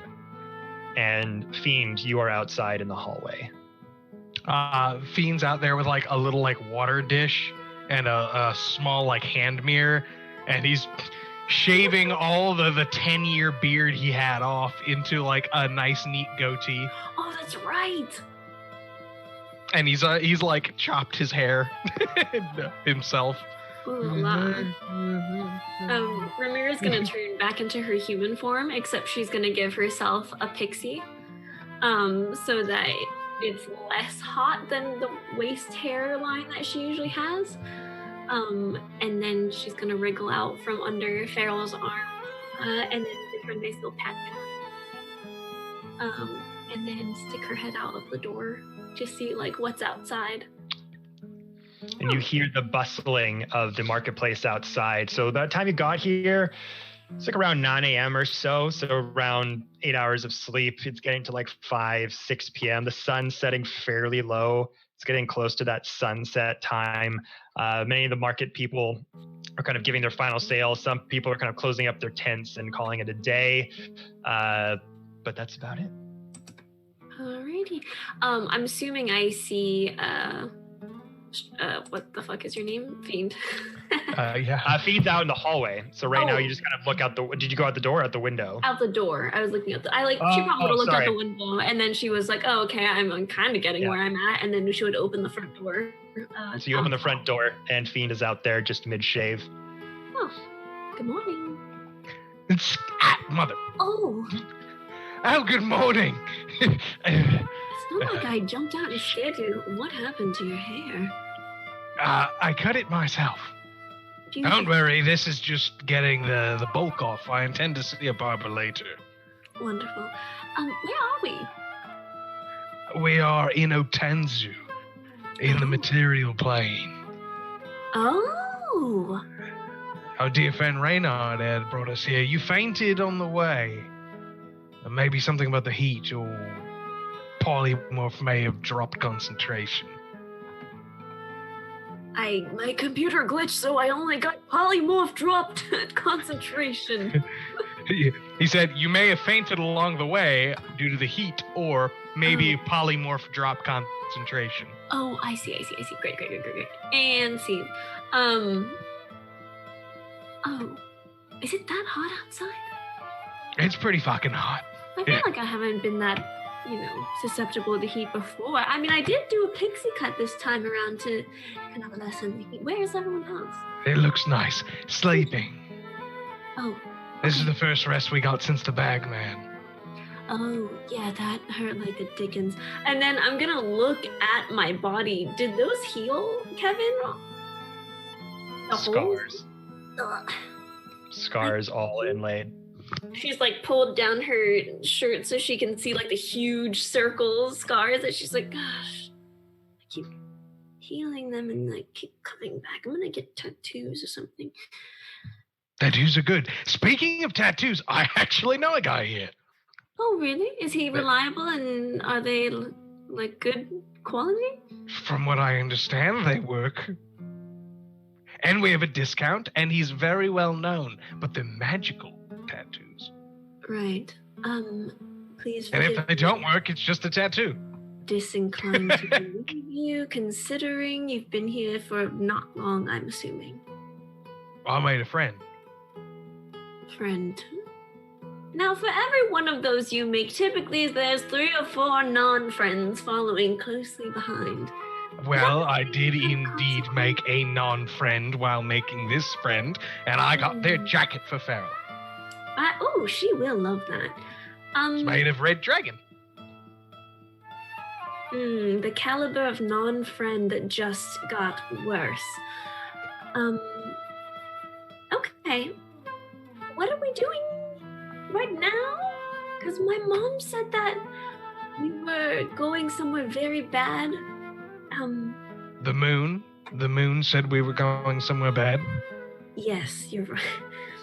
Yes, the moon. Right. Well, I can't imagine we're going anywhere good to retrieve a Titan relic. Right. Last relic and such causing base-eating cancer and such. You know, that's fair. She just seemed to be pretty nervous about it. And then as I say that, I remember the necklace, or like the compact she gave me, my Doctor Who clock. And I end up like doing a pat down on myself and being like, is that on me? Do I have that? You reach into your pocket, and it's solid in your hand. Wow. Where'd you get that? That looks pretty. The moon gave it to me. What a lovely gift. Speaking of gifts, I do believe that we have some very nice clothes on the way. Should be here any moment. From one of your friends? From one of my friends. I saved his life, in fact.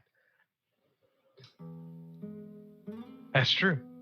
I know, you tell the truth.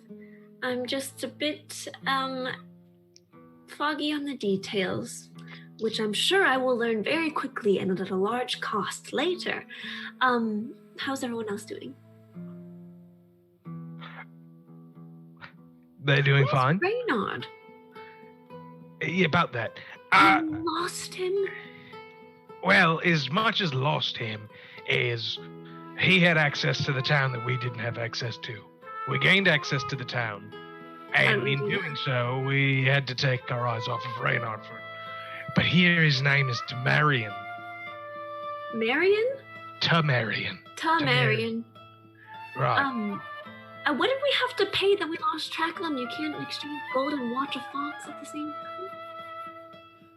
Well, it's more of someone tried to tongue you, and I turned my back to stop said tonguing, and in doing so, I lost track of the fox, who's not a fox because they have a bad reputation here. He looks more like a handsome material realm gentleman. Material girl. Okay, Yes. I'm material girl. But Vanessa. Okay, I'm gonna try to get past the part where the snake tongues me. Tongues me in the way that they smell things with their tongue, or tongues me like the kind of way. I wasn't educated on the difference before the tonguing. I was told it was for the smelling kind of way to make sure you weren't pretending to be a corpse so we didn't have to pay for you. My favorite hobby. Yeah, right. In turn, I may have overreacted and told them something about where I would eat their tongue in the non-sexy way.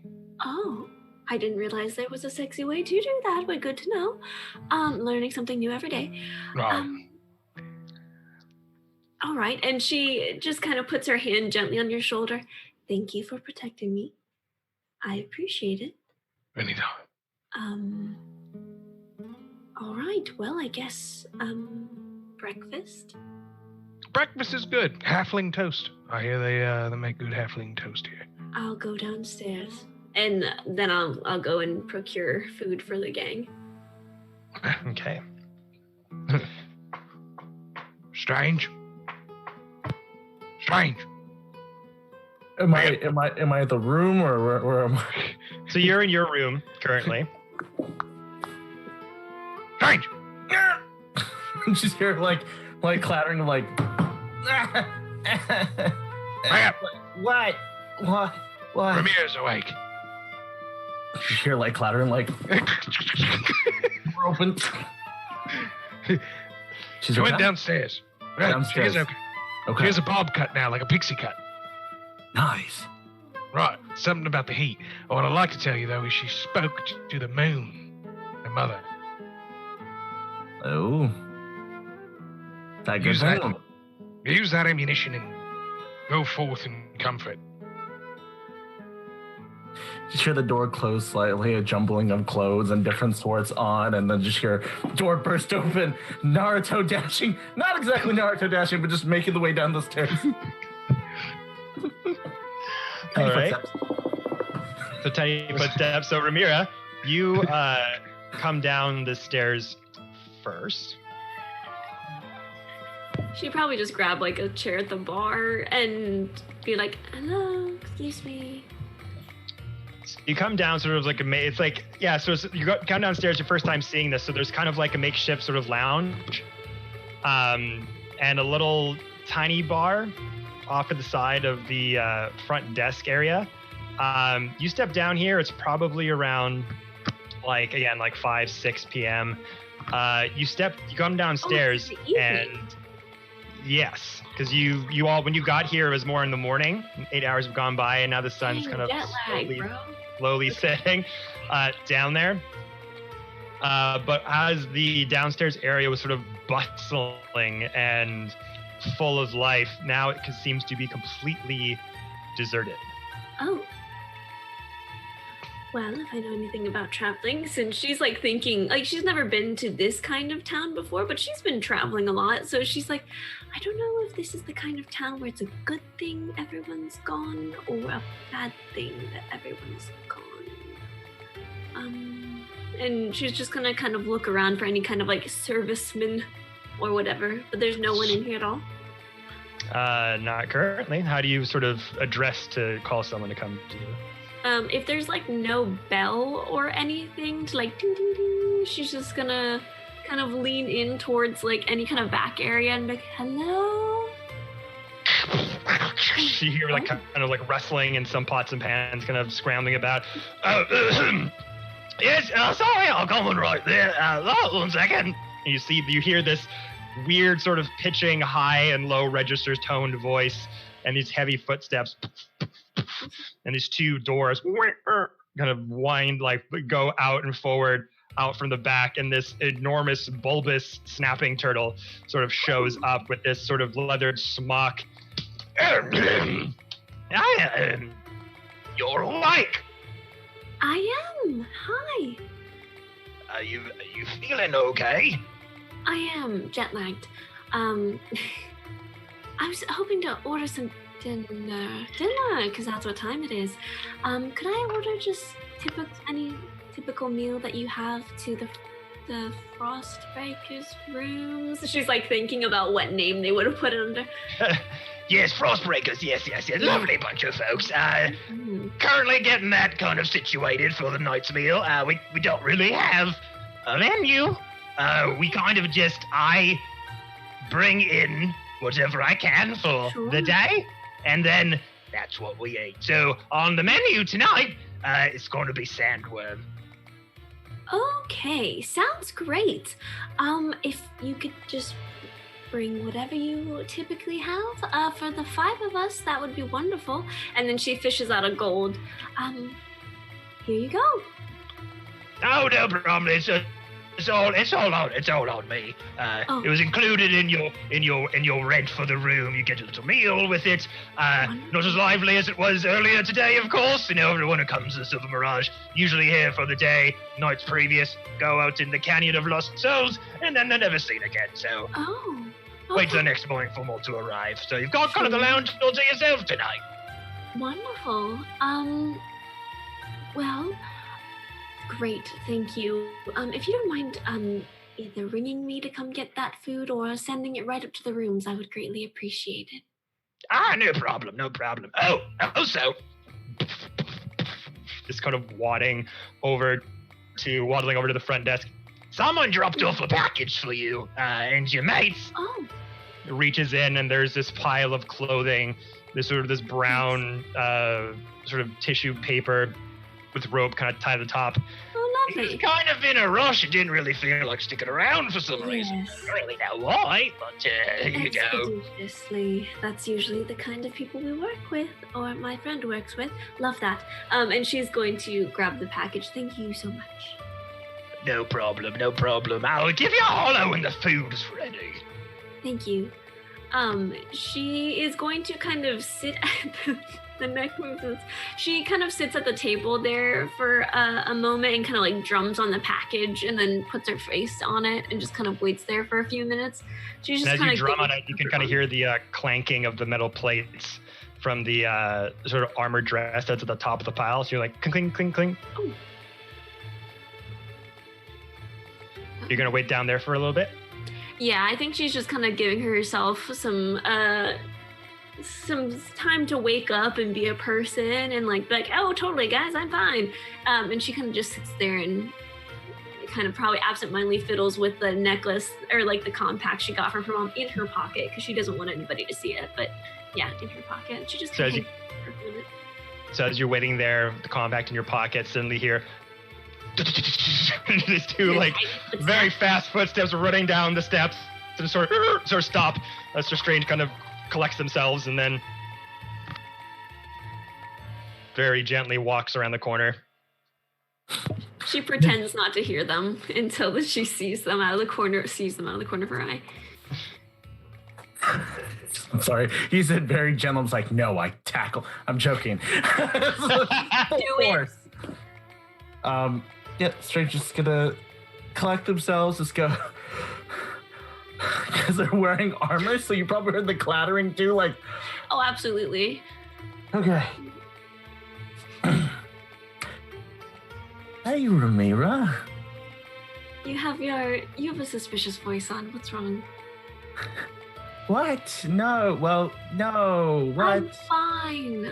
Are you? And she like absentmindedly pulls her cloak a little bit closer, or like her tunic a little bit closer over the scars that she now has. Yes, absolutely. Okay. If it bothers you, I trust that you'll tell me. But if anything, yeah. I'm glad you're all right. Now what's wrong? Hmm? What's wrong? There's nothing wrong. I mean... You're being really suspicious right Well, now. you know, being a Frostbreaker with all of you for so long, it seems that everything I do is slightly suspicious. Must be the Fae bit in you.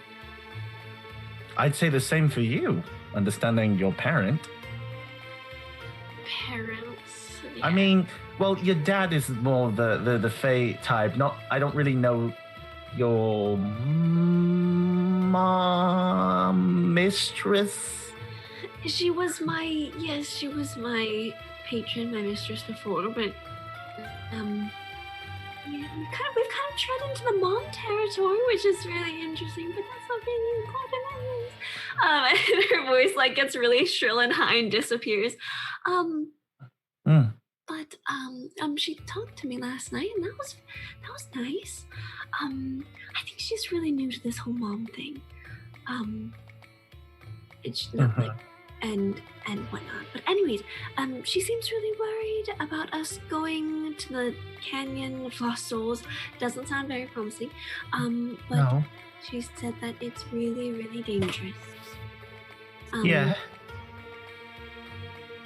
It was almost like she was gonna take me back home with her if I asked her really nicely. Like if I didn't want to be here anymore, I could have gone with her. Now that I think about it, but anyways, and she just kind of looks at you with big eyes. Anyways, Would you have gone? I mean, I didn't. So doesn't that mean I didn't go? I mean, just more of, did it cross your mind? I mean, I won't be upset either way. I'd imagine with everything that's going on, that's very fair. I'm just curious. I think the body is willing, but the spirit must go on, if that makes sense. So on one hand, yes, a little part of me wants to go, but I think my heart is here for now. Mm-hmm. Well, I'm glad. No, you wouldn't miss me very much anyways. Like I would. Believe it or not, as sappy as I may be, with every fiber of my being, I would. And that's why I really came down here. I was worried.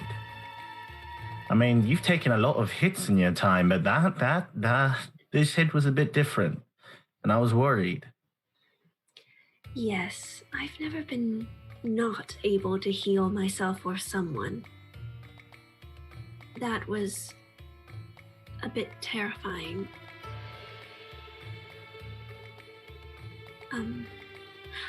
I can't help but continually feel like I'm the one always getting hurt, and I don't mean to. I am being careful. I know. You are. Danger just seems to find you more than anything else. You know, it probably has nothing to do with that you're the party's designated healer or anything. Yeah, absolutely. Yeah, I feel like these attacks are targeted slightly. Sure. I mean, if I was a bad guy, I would definitely take out anybody who could, res everybody else up. I'd be the first person to go. Just right away. Yeah. Hey, I appreciate you. Oh, I appreciate you too. I know I say that a lot, but I mean it. Because every time I say it, it could be the last. And what happened? What? You're scaring me now. I'm sorry. That wasn't what I was trying to do. But and just Strange just shakes it off. Oh, by the way. Strange. And she stops drumming the package and kind of gently goes to take their hand. Hey, so when people leave, they do what you're doing. Yeah, but I'm not going anywhere. Okay. It's just because, it's happened, and it's okay if you need to, that's not the problem. You don't have to explain anything to me. Just,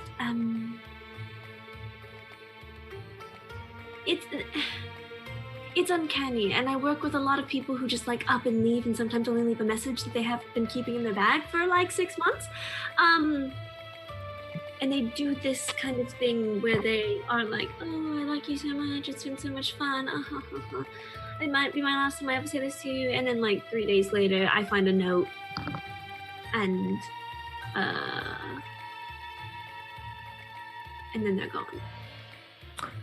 Strange nods and takes the other hand and places it on her cheek. If I had to leave, I'd tell you. But I'm not going anywhere. Okay. All right, yes. Sorry. And by this point, you hear 3 sets of footsteps starting to walk down the stairways from above with Farrell and Tarek and Fiend starting to make their way down. As they I'm telling you, you're going to like the new clothes that I bought everyone. As they approach, the hand goes from her face to...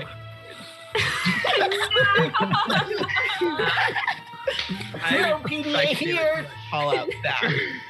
Oh. Mm-hmm. Technically, she never found the note, so it's not you she's talking about, but if the shoe fits, put it on.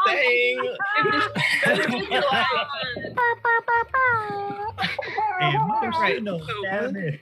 So these clothes he bought, Farrell is actually wearing her old dancer's outfit. Her hair is in a very high ponytail. Well, one, I'd like to present you with a gift, Farrell. I haven't really given you one since I gave you that diamond to resurrect your friend. Which was a wonderful gift, by the way. But I figured this was more your style. And he pulls out the red dragon scale motorcycle jacket. What did you do to get it? Actually, I don't care. Give. She immediately takes it, puts it on over this crop top that she's wearing from her old dancer's outfit. So she's like, am I gonna get stabbed for wearing this? Just Maybe a little, but the jacket should stop some of it. Like, how much was stabbed? Like, just out of curiosity. Oh, not enough. Trust me, the person who was wearing that jacket is in far more danger than you are. From Tarek, you? Or okay. Past tense on that one. Tarek, I did get you something that has a bit of armor on it, if I may. And Sure. it's not it is a dress. It's a dress. It's a dress that has armor It's a on what? it. Wait, you got Tarek a dress? Yes. What? It's a nice That's dress, really- though. It's a defensive dress. What? Tarek, you look so pretty. Look, hear me out. Put on the dress. I don't know, but do you bring it out? I immediately look to Ramira and I see the package on it. Is that a package? Yes, delivered by some Goliath man. And she kind of hands it Someone? off. And as like they're kind of paying attention to that, God, I didn't think about this and I should have asked my mom this question, but I didn't. She's still holding on to Strange's hand and she kind of whispers, I have a failsafe in my pocket from my mom. And if we ever get into a really, really bad situation and I can't open it, call for Saloon and open it, and maybe it'll help you. Are you whispering this to Strange? Yes. Strange whispers back, your mom gave you a locket? My mom gave me trauma. Okay, well, to be fair, she has given me a good amount of both, but yes, lots of gifts. I think her love language is gift giving, which I'm not terribly mad at, but I would maybe love to have a normal life sometimes instead. Anyways, and then So, By this point, you're smelling like the wafts of the meat being cooked in the back kitchen. This sort of combination of like steak and venison, sort of gamey meat wafting through the lounge area. Fiend has gotten a package and he's very excited about it. Should probably, I guess. I don't know. yeah, we'll talk about it. Anyways, I would like to point out that some of these clothes are very expensive, and I spared no expense on making sure that we all look the part, as we deserve. But you did get Tarek a dress. Admittedly, I just got a dress that has armor on it, and I know Tarek likes armored clothing. So you were like, yes, the dress. I mean, Tarek might be able to fight. Listen, garments aren't gendered, okay? You can I listen mean, to right. what you want to. That also smells delicious. Did you ask what they were cooking? It smells good. It's sandworm. It's what? Lovely. It's a local delicacy and you'll be grateful. It's great. It's a local delicacy. Okay. Yes. Mhm. And we won't, turn up our noses at cultural, local. No, we won't. No. Is it a sandworm like the ice worm that almost ate me? Oh, sorry. Let me rephrase that. Did eat me. Was Was it more like worms? or like the purple one? Small one. I think Like- it's big. I think it's a big old thing. I didn't ask what it looked like. I wasn't like, All show right, me the I'm thing. with it. I can at least get revenge on that thing's cousin. I've had some limit We once don't before. talk about you and putting things in your mouth. Well, Eating creatures it's the highest win over a You being. told me you were gonna bite the snake's tongue off earlier. what? As Yeah, you it's are true, having you can't this say that. conversation, Kevin's like, next. Kevin's like, you stop. start to Anyway. notice that the smell of like the meat that's cooking start to change. Sort of coming from this nice sort of Oh, steak no. and venison sort of feel to this burnt smell. Like it's been on the stove way too long. Kevin, is this gonna be a turtle on the grill? That or everyone's taken to a furnace again. And you all No. start to notice this. Yes, Tarek? So we all start to notice this. You have noticed that the sort of pleasant meat smell just Yeah. start to turn to like a burning, sort of overcooked, sort of smoky smell. Tarek will pick up on that and look towards the kitchen and just be like, "That's been on too long." I have Been not done any unattended." arson. I have not done any arson in this kitchen. Oh, I don't think this is you for once. The Yeah. turtle We might have an chef unwanted guest. might be. Right. Well, he's just a bad cook. No. Oh, Is it Going- one of At your this non- point, Counted Farrell's kind of to- looking around and realizes, where is everyone? gone. Ugh. if they've all taken to a furnace too, I'm gonna riot. The turtle said that usually people go out to the canyons and then they just don't come back, which is why it's empty. Apparently, this is the normal thing. Them? As she talks, she's gonna just like kind of look behind, just to say hello. Just wanna check. Okay, I'm just gonna, and Farrell's gonna just walk there. Behind. Just Ramirez looking at Ramirez. Farrell's like, I go. Just Ramirez. Scooby- Yeah, just Scooby-Doo and the gang. style. Okay, cool. I'm gonna walk I down need the art tunnel. of all of us as Scooby-Doo and the gang, like this. I do The too. Hound included. Okay, all right, I'm gonna go check this. And Farrell's just gonna walk around. It's not me committing arson this time, so I need to know. No, I'll be. So, as you all start to 1 head, 2 head, 3 head look around through the windows and the 2 foldable doors, as soon as you kind of look over, the door just kind of comes out open, and all of your heads like kind of take a back a minute as this particular UNT starts to come forward. Oh. This one is adorned in very fine desert wear clothing with kind of a hood over its head, material that's kind of in a different sort of dark blue coloration with gold lining, like gold stripes coming down at the top, sort of a white cloak with a hood that's up that comes down across the shoulders, drapes down very, very far with a sort of a darkened sash. These sort of cream-colored cloak sleeves that droop down, and this UNT is covered with jewelry, gold bandits around the wrists, various gold jewelry, and various rings of a different assortment and coloration on their fingers, big drooping sort of hoop earrings coming off of the sides of the top of the hood, and this sort of gold necklace with various circle hoops around the sort of neck lining area. The drooped sort of cream-colored sleeves have a bit of a dark brown filigree sort of inlined into it that kind of goes up into a sort of dark blue coloration up the rest of the sleeve. And they have their hands like this, and they're just royally kind of walking through with the huge cobra muscly UNT pushing the door forward for this UNT to enter. And as this proper figure sort of enters into the space, you all to kind of take a step back. Leans in, there's an awkward silence. Daramon will be seeing you now. And a couple UNT come from the entrance of the Silver Mirage and start to surround you. And we don't even get time for breakfast. And it's there, everyone, that we're going to take a quick break. Oh boy.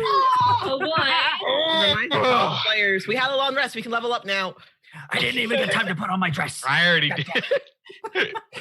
So, we're going to take a quick break there, everyone. Thank you all so much for continuing to watch us today. We're going to take a little quick 5-minute break just to stretch the legs, refill the drinks, and we'll be back to continue the story shortly. Do not go anywhere.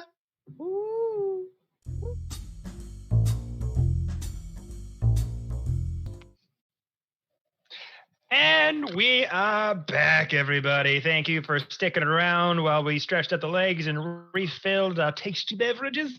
Okay, let us continue tonight's session of Beyond the Realms.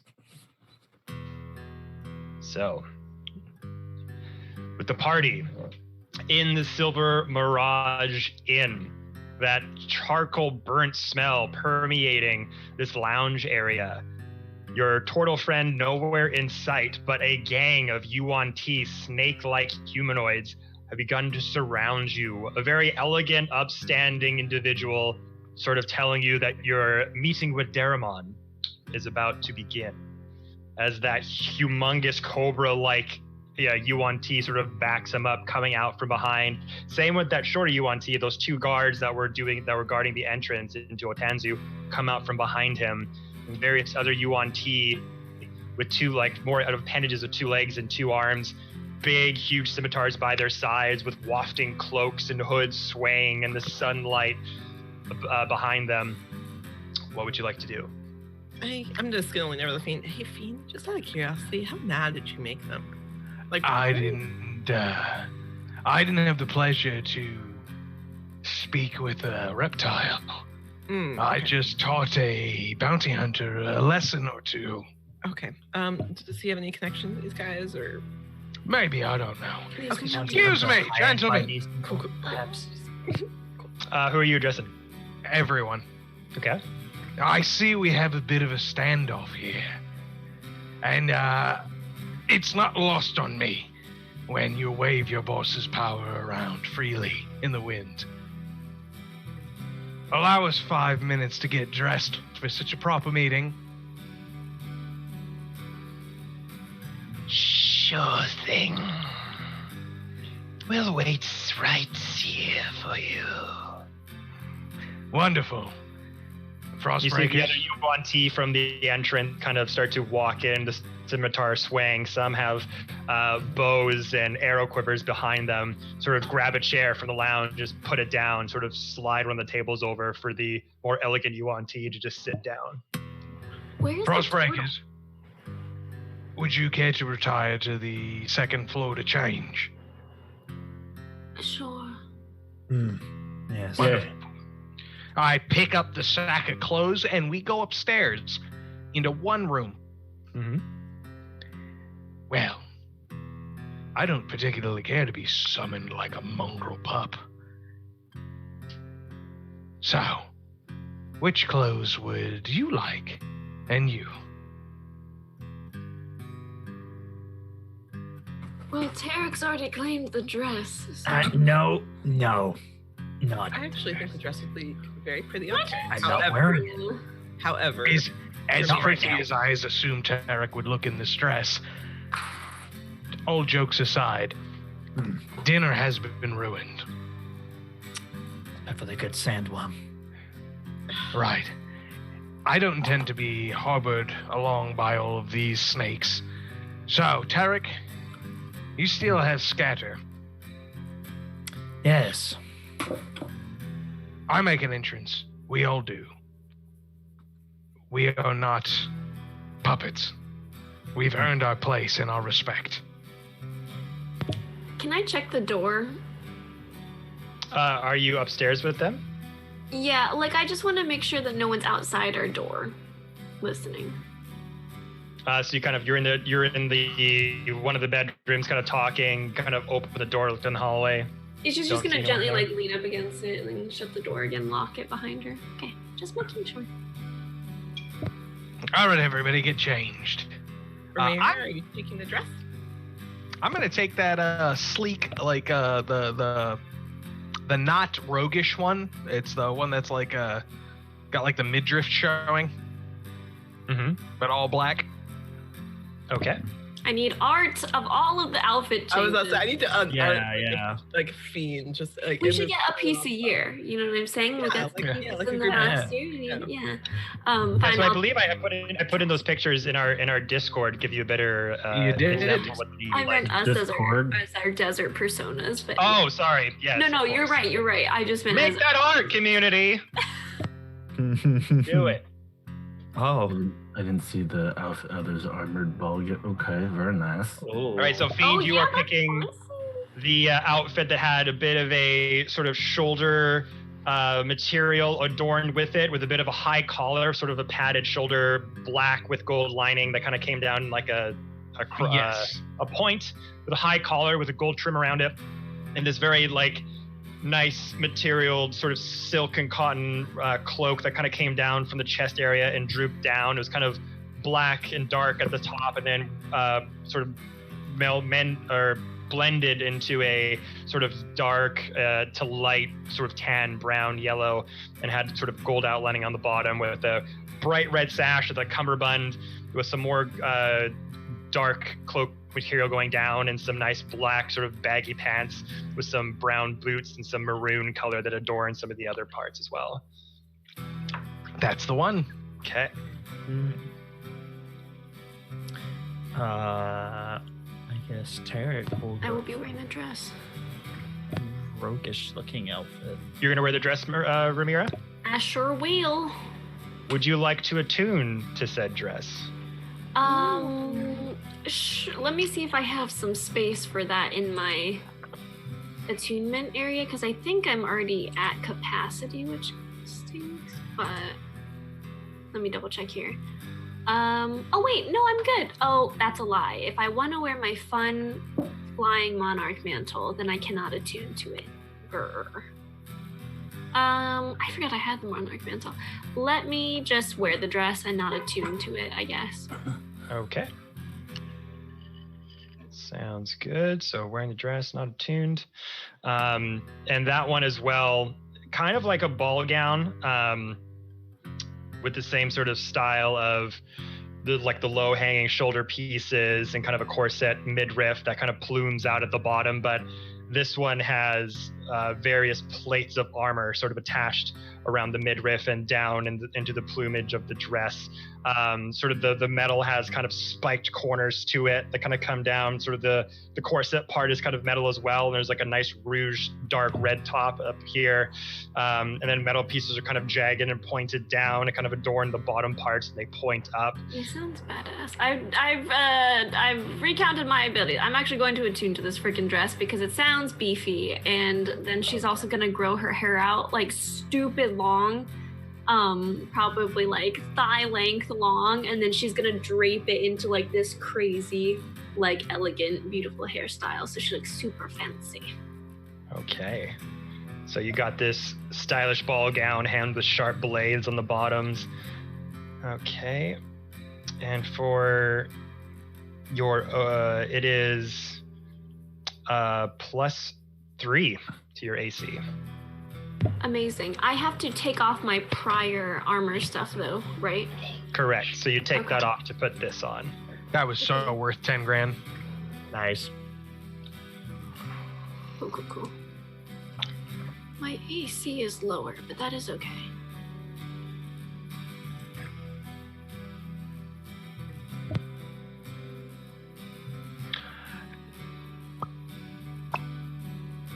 Okay. Wait, so your AC is lower? What was it before? Because I had chainmail and I had a shield. So it was 17.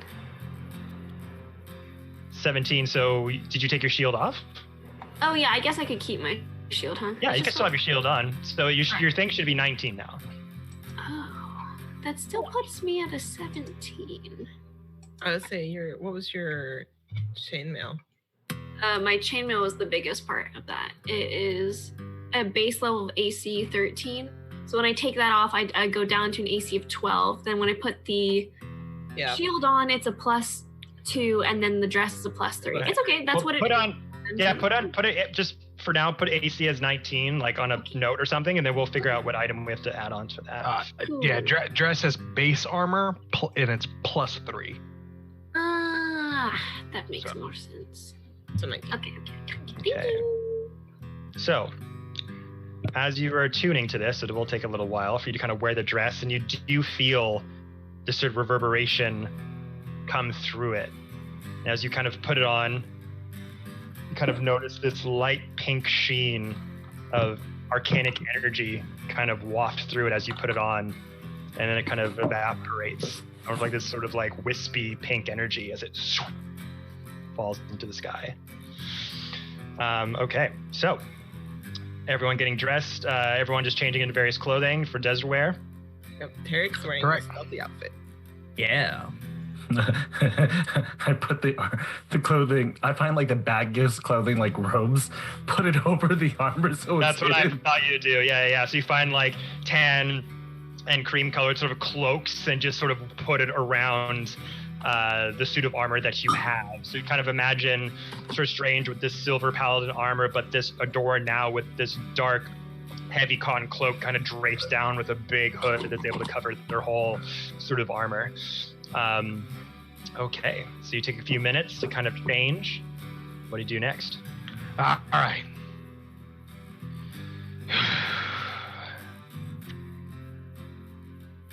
Let's follow suit and see what happens. Mm-hmm.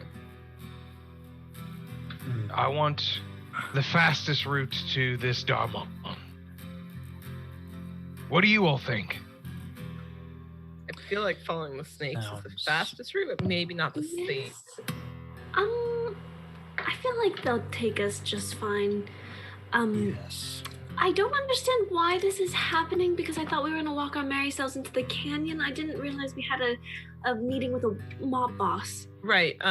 Fiend kind of demanded one at the gate while you were sleeping. Sure would have happened either way. You don't walk into somebody else's house and reach into their refrigerator without talking to them first. So you fight them and make them mad instead? I This seems like a good thing. think it was more we were just supposed to meet him. I don't know what happened between us going to sleep and Sir Strange and Fiend going out, but If everything is to be answered, the only thing that happened was Strange and I went to shop. Daramon sent a bounty hunter to attack us because he did not like Sir Strange's authority. I defended us. The bounty hunter was nearly killed and ran. And then Daramon is that your jacket this is? Yes, and it's a sexy jacket. I mean, Doesn't that look like a target on Farrell's back. You know what? Wow. I'm always a target anyways. I'm a blue Okay, fair. tiefling with scars all over my body. That's in a dancer's outfit. Like, it's a little... I think we Pretty should sure. go with the snakes. I just want to let you know, I'm in a bit of a mood ever since we went through this teleportation, and I feel its power coursing through my veins. So, God forbid he says anything I don't like. He's going to say things you don't like, so let's just keep that all in mind. Also, might I add that my mom told me that we are in a very dangerous area and that when we go to the Canyon of Souls, her connection to me might not be as strong and that it's really dangerous there. Oh, right. That is definitely good information to know. Good. However, if things do, say we go along with their escorting us there, things go wrong, like I mentioned, Fiend, I can get us out of there. We need to escape quickly. Good. All right, downstairs we go. Okay. Yes. No point in talking about it. Let's just be about it. Let's just do it. We can go downstairs. Yeah. All right. So as you take your time to get changed, go down, take about 5-10 minutes or so. The UNT just sitting there looking around, various guards and henchmen kind of waiting for you. All set then. Yes. Your leave. Lead the way. After you. You got enough points to go out the entrance that you came. This is We very march. dangerous, though. Thank you, Fiend. Of course, anytime, darling. All right. So you start to make your way out the entrance of the Silver Mirage. And as soon as you open the front door, you see that banister gliding down into that zigzag motion. The sun starting to set, this beautiful orange glow is starting to envelop the entire desert around you. You can start to see a little bit of the night sky just on the horizon of the sunset, or the very top of the sky of your vision. It's getting a little bit cooler.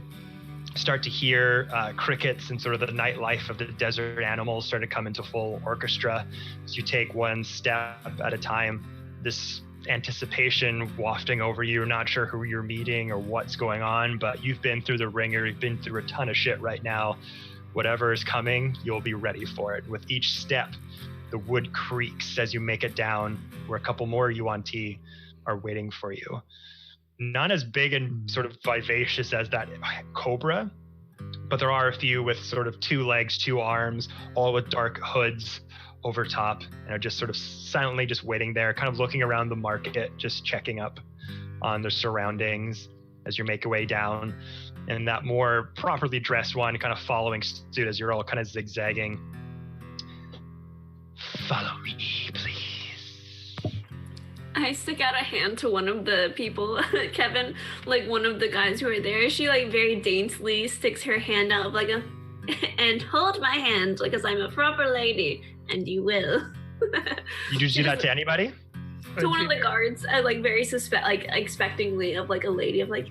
I mean, to be As fair, you we're do here- that, the hulking, muscly cobra with the body of a snake snakes his way over to you and puts his scaly hand out.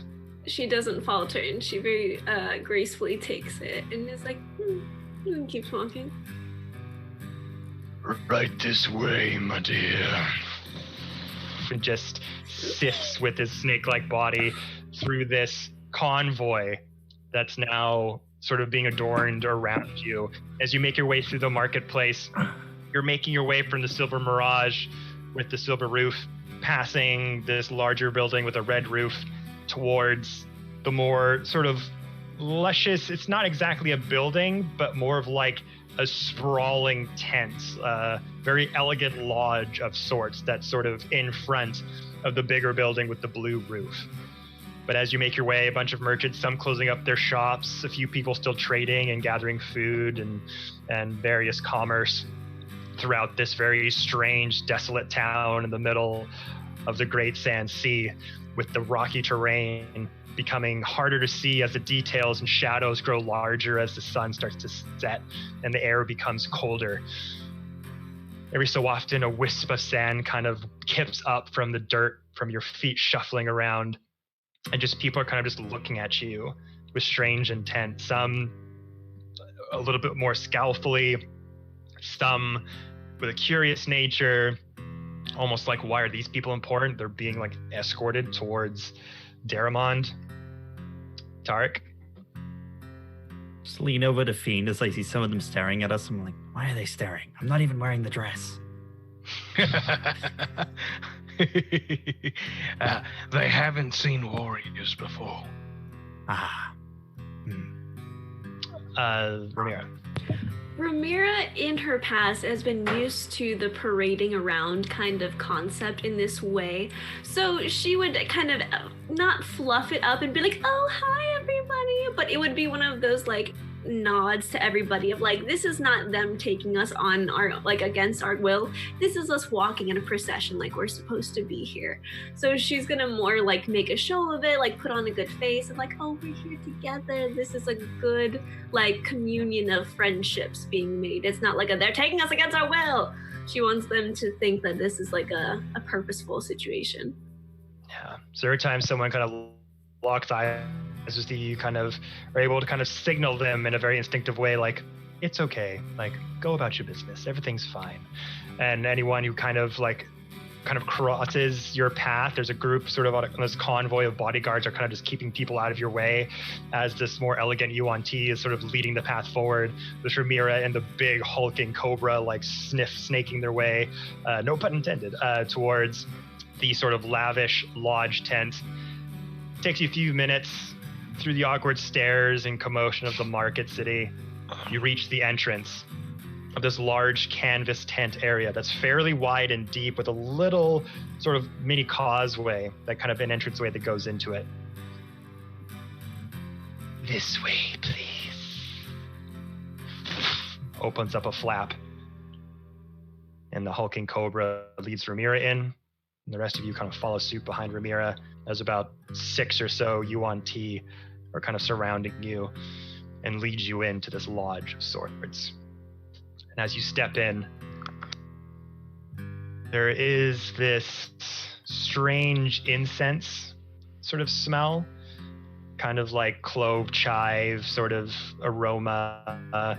It just instantly hits you, and there's a bit of smoke kind of wafting from various devices inlaid with a lot of expensive looking rugs adorning the floor so no one has to touch sand. There is an array of loot all over the place. Some coins, some weapons, some art, not too dissimilar to sort of Reynard's hoard. It just seems like a collection of like random stuff. People that you can assume have given tribute to Daramon to be able to take part in their marketplace or go to the Canyon of Lost Souls. And as you enter, you see a couple colorful characters. You notice right away Fiend and Sir Strange, the assassin that tried to take you out. standing to one side, not wearing the jacket, but still has a sort of red and gold outfit on, long black silky hair, the two red tattoos sort of down in the corner of the eye, sort of coming like two daggers burrowing down, just kind of giving you just a bit of a sneer as you come in. The elegant Yuan-Ti kind of takes their place on the right side of the lodge area, both of them surrounding this sort of throne-like chair, not made of metal, more think of like a very fancy upholstered piece of furniture. Big, tall wood design on the outside with very lush, bright purple velvet crushed material on the inside, kind of pleated with these big sort of puffed out sections that are stitched together with big buttons. And there's this very elegant individual sitting on the inside. This individual has a like dark burgundy rouge hood that kind of covers.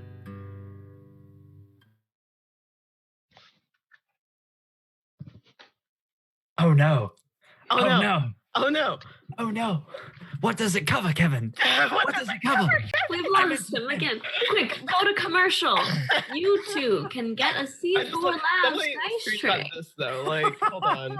Honestly, Hold on. App screenshot. is on it immediately. Honestly, Listen, I will be the Sam Riegel of this group if I have to. Honestly, Those have I- to be well. I just I love love it. I love this look. This is This is so a good look good. on Kevin. You This is two great. can be a king wearing a crown, much like Kevin, if you also get C4 Labs dice trays Nice. and Crit Kits dice. Order as many as you can.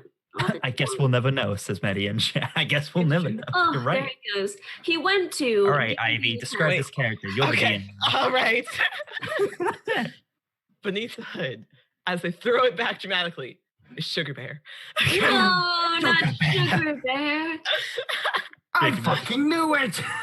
Relocated to somewhere sunny and sandy. God Little damn did it. you know, this entire time, this entire plan has not been It's orchestrated true. by Gloomwing. No, Listen, instead, I've should said have this been from Sugar day one. We have not seen Sugar Bear and It's true. We never heard about him either. or Sugar Bear Glooming in the has- same room. Okay, we have Sugar not Bear seen been them in the real same quiet room. since Gloomwing came out.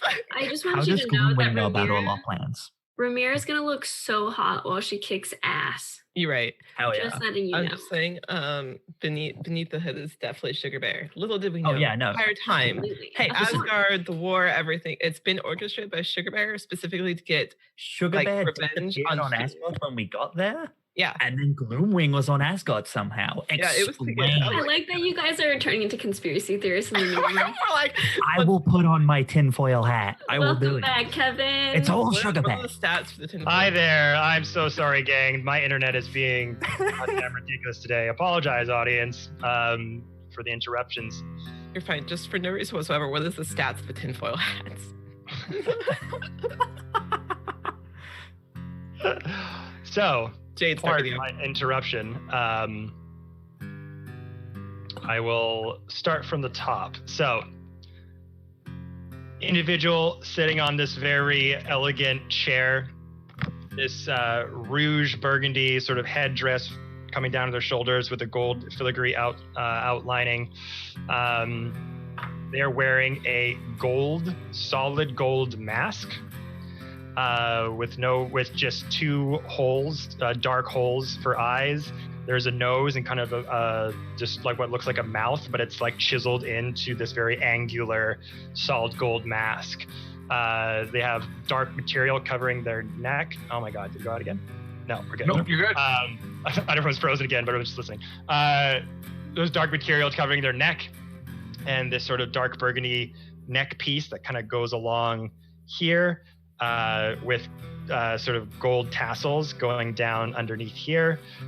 This dark purple one-piece robe that kind of sprawls out into wide sleeves with a big gown that goes below their knees down to their shins. These intricate sort of like henna tattoo designs of like white and gold thinly laid out around their shoulders. There's like two sort of white stripes here and then a cream colored end to the sleeve with like, again, gold designs, kind of like wheats and other sort of henna like tattoo designs around there. Underneath the sleeve is like a green material for like their arms, again with like gold design wrapped around the wrist, and dark rouge gloves. They have a solid gold scythe, a short sort of hook scythe. So they got a handle here that it kips up and then makes a giant curve around. A dark leather belt that kind of goes around the waist and then droops down to the side with like a little pocket that's there, and a dagger cinched into that. The purple drapes go down past the knees, more sort of designs along the sides, sort of a white and gold material, and then that cream sort of ending, outlining the bottom with these gold, thinly made designs sort of outlining that crop at the bottom. And then sort of a dark green billowy pants, red burgundy socks, and these pointed dark brown shoes with gold outlining around the ankle. This individual is just sitting with their hands kind of propped up like this, just staring at you. I bow gracefully and I motion my comrades to do something similar.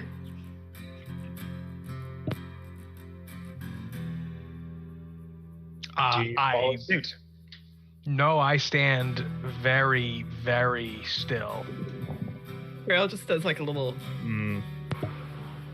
Tarek stands just a the little fiend. salute here. Just I hate being the only emotionally diplomatic one. Farrell did a little salute. She acknowledged him. I acknowledge by pulling off like the hood from my cloak and revealing. Drama. I'm sorry, but until he removes the mask, I will not show any further respect. Thank you. Tarek will just lean over the fiend and be like, "So this was the one that sent the bounty hunter to kill me." That's the bounty hunter to the left of the man. You see the sizzling flesh on the side of his face? That was me. Oh, Ash, that does look like a mark you would leave. Mm. Oh, so that points over to Farrell. That's His jacket, Point at yes. me. This is actively what Ramira looks like as she's hearing her friends talk. Oh, this is quiet. This is quiet between. It's like a quiet. She knows. I put my bag in front of my feet, as to, these are my wares. This is my gear. These are at my feet, not on my back.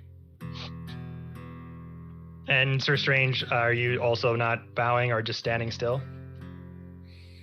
Just sort of like, given the circumstance of how they treat their power and how they treated my character, tried to kill my character, tried to kill Strange. I think Strange is done with people's shit, especially understanding their place. If they kill him, by all means, go ahead, invoke an opportunity of a war. Because as far as they know, everyone in the Feywild knows the prince is back, and when they find out the prince was murdered in this area, just know one thing. Strange is going to go down fighting. And as Ramira kind of bows down, does a bit of a curtsy, the Farrell does this, the rest of you just kind of staring at each other and not really sure what to do. Daramon picks up... Oh. Sorry, she's just realizing as this is happening that she's missed a lot more than what people have said has happened, and she's like, this is why I try not to pass out food more time than I can manage. Yeah. And then Daramon starts waving his hands around in a particular sign language sort of fashion. And you notice that Daramon on one hand, on both hands actually, has 2 rings. One on his pinky that's kind of got a light blue sort of stone on it, and another one on his ring finger on the other one that has a cat's eye on it. He starts signaling. And the more elegant Yuan Ti with the headdress and the gowns. Well, thank you, my dear, for your pleasantries. For the rest of you, welcome to Otenzu. I take it there is some ill will in this room for past transgressions made that I was not aware of. Past transgressions meaning you sent a bounty hunter to teach us a lesson who failed horrendously. Mind you, I gave you a gift at the gate you'd never seen before. Starts to signal again. My apologies. The assassin you speak of, the bounty hunter, was acting on his own volition and was looking for a way to pay homage to myself. It was not an act that I sent forward. And with Inside that, check. Insight check. all right, there we go. I can't Also, remember the last time somebody. I watched both of them and they go, me. I was gonna say also me. 21.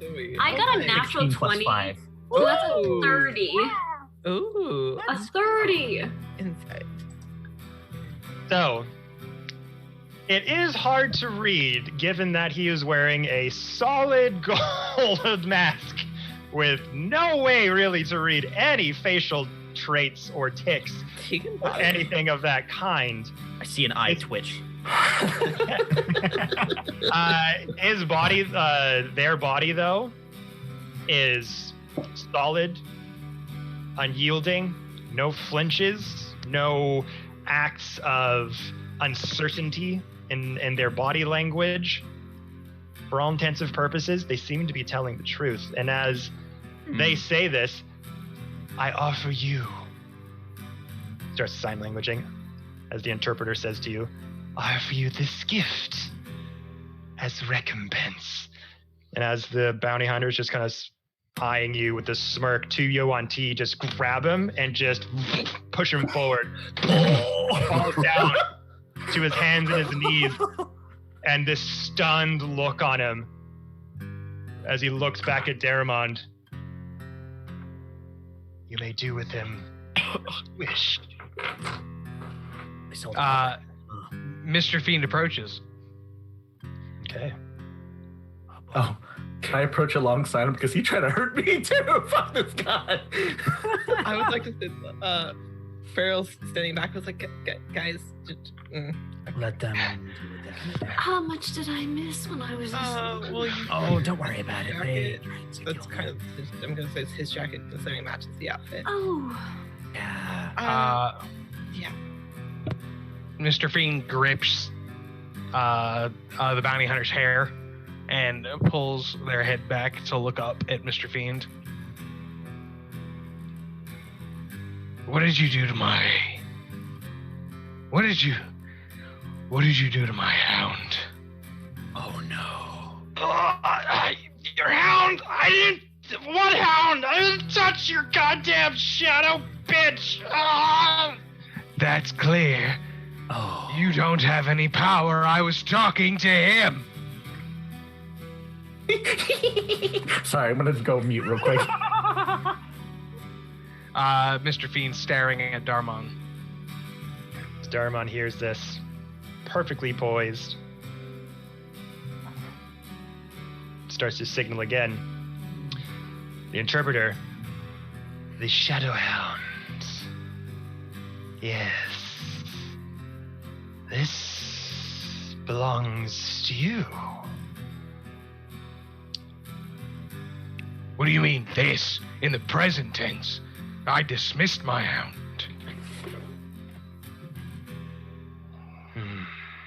Oh no.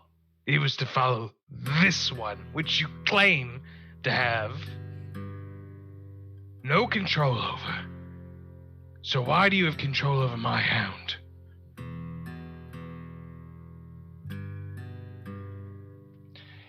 It is not me that controls your hound. And through the back area that's kind of blocked off, these shadowy wisps start to enroll on the tent floor. And this crackling sound Sugar bear. Oh my god. starts to flare out. And this sort of bright pink, purplish, yellowish hue comes from a back wall of draped material as your hound starts to walk forward with this multicolored arcane leash that is being held by Tamarian using the device that they got from the bag of holding tomb from that those scientists that had come in, those paranormal scientists, and has their hand sort of wrapped around this multicolored leash.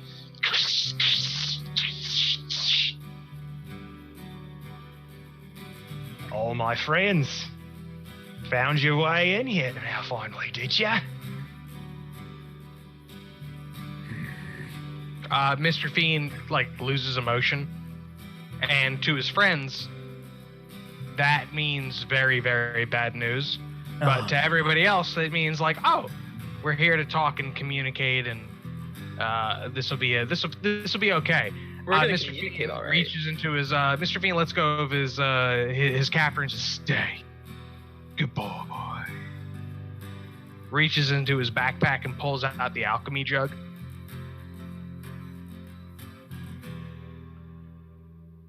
Do you have 2 glasses?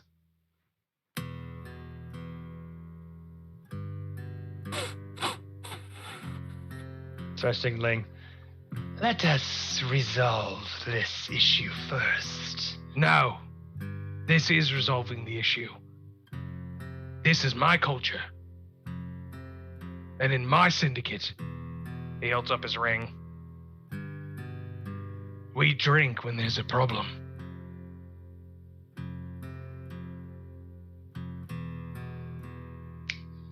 Snaps of fingers, makes more hand gestures. Tamarian, are you to believe that this offer you gave to Daramon for safe passage for your companions was not yours to give?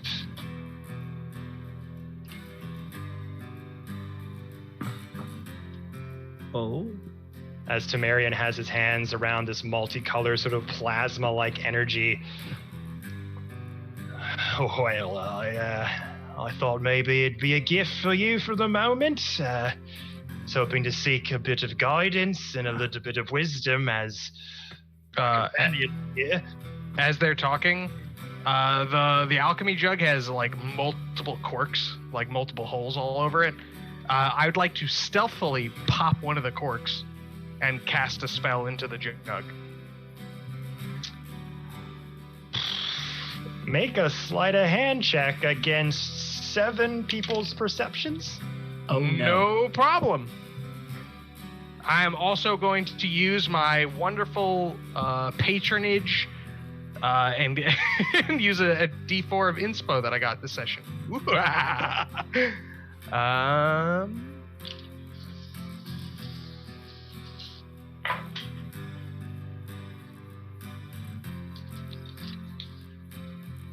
28. Okay. I almost crit. I got a 19. And then a 4 on my D4. Nice.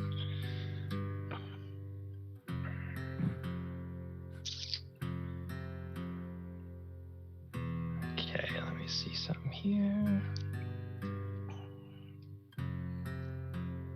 So it was a 28. Correct.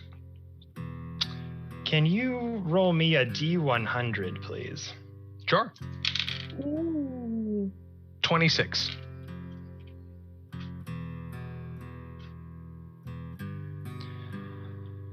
I'd like all of you to roll a D20, please. Oh, Just no. any of you. Oh. Including myself? Mm-hmm. Okay. Okay, we did that. No modifiers, just rolling. Uh-huh. Okay. Oh, It's fine. Don't worry. no. This Uh-huh. is not fine. This is not fine at all. Farrell? 14. Sir Strange? 16. Fiend? 15. 15. Tarek? 4. 4. And Ramira? 13. 13, 14. Oh no. 16. 4. Yeah, you So guys all roll well. So as Tamarian is sort of figuring out this situation, because obviously as he had told Daramon something, obviously going on their own volition to sort something out.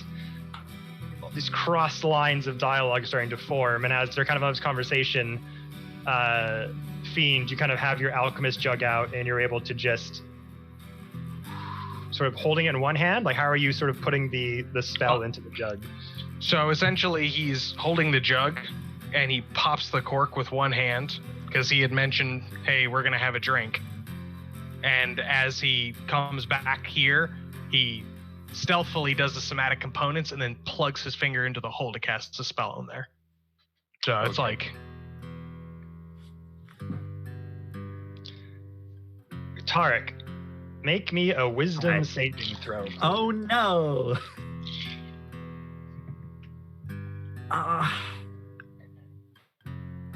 That is a 13. As Daramon is doing his sign language, his interpreter, figuring out what Tamarian has said is true or not, you put the jug out and you go, whisper something and plug the hole with your finger. The second that spell is put into the jug, these runes flash on the floor. Tarek puffs away in smoke. Oh and no. where Tarek stood is the image of a Tarek-like blink dog. And I'm sorry, what? all of the inhabitants in the tent just take out their scimitars, take out their bows, and they're all just pointing straight at your party. Whoa. I'm sorry, what did I just turn into? A dog. A blink dog. Mr. Fiend kind of puts the alchemy look jug right? down in front of Daramon. I want to point out I spent sorcery points on this. And backs up, like, with his hands up. I just want everybody to know there's a 2-minute counter. Okay, got it. And backs up like, what is happening here?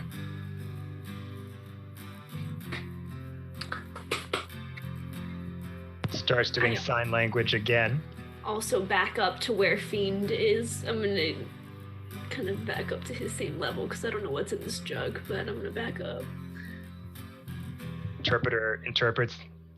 The question is, what are you trying to do?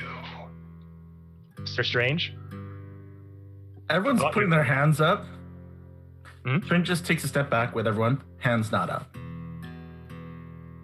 Okay. Still staring like defiantly.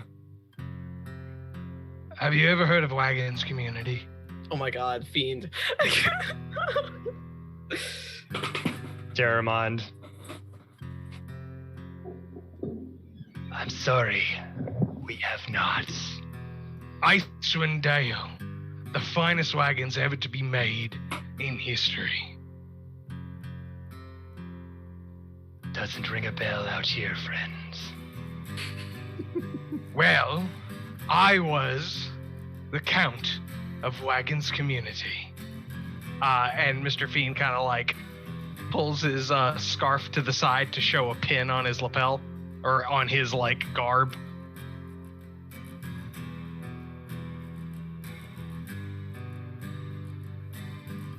Signs go up. You may have noticed we don't have much use for wagons around here. My mistake. It appears I was not aware of your magical words. For in Wagons Community, when we drink, it's strong, because it has to warm you in Icewind Dale. The drink puts, how do you put it, proverbial hair on your chest, on your scales. What was the spell that you were trying to put into the jug? Delayed fireball. And I extended the duration for 2 minutes instead of 1. And I used careful spell to make sure 6 of my friends weren't hurt by hold on, I can't use careful spell. And It wasn't careful spell. It was empowered spell. That's what I was trying to do. So it was empowered spell and extended spell, which means it's now extended for 2 minutes, which is about 20 rounds. So however long this conversation goes, it only has until the 2-minute mark. So let me just try to figure out how delayed fireball works. You can put it in a contained, like you can put it in a bottle or something like that? It's a small bead that's floating. Okay.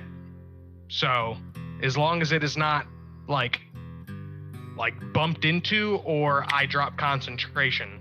And so your explanation is that you want to make the drink stronger. Correct. Okay.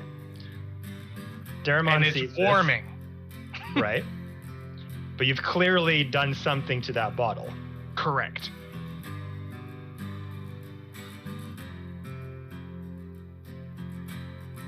My patience is getting thin. If you wish to continue this conversation, have a drink.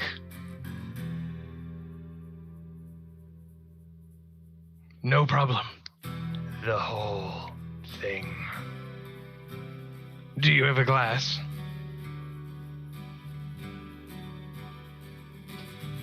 No glass. Drink from the bottle.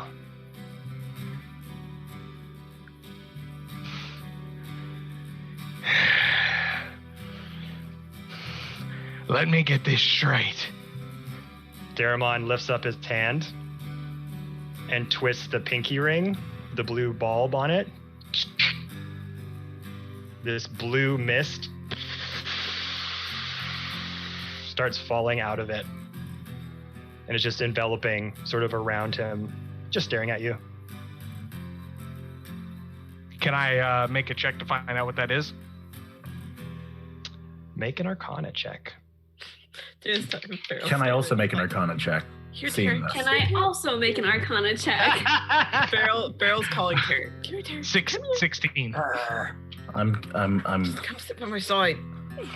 Okay, let me just do Arcana check and so I can look at my dice. Mine's only an 11. Don't bite me, Terry. That's a dirty 20. Dirty 20.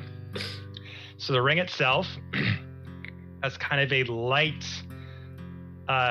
gold material to it. The designs on the outside look like sort of almost like a Japanese painting of clouds. You know how they kind of roll in and are very circular and kind of bulbous? That image is sort of surrounding this crisp blue gem. And from your, what was your arcane check? 16. 16. And Sir Strange? It was a dirty 20. 16 and 20.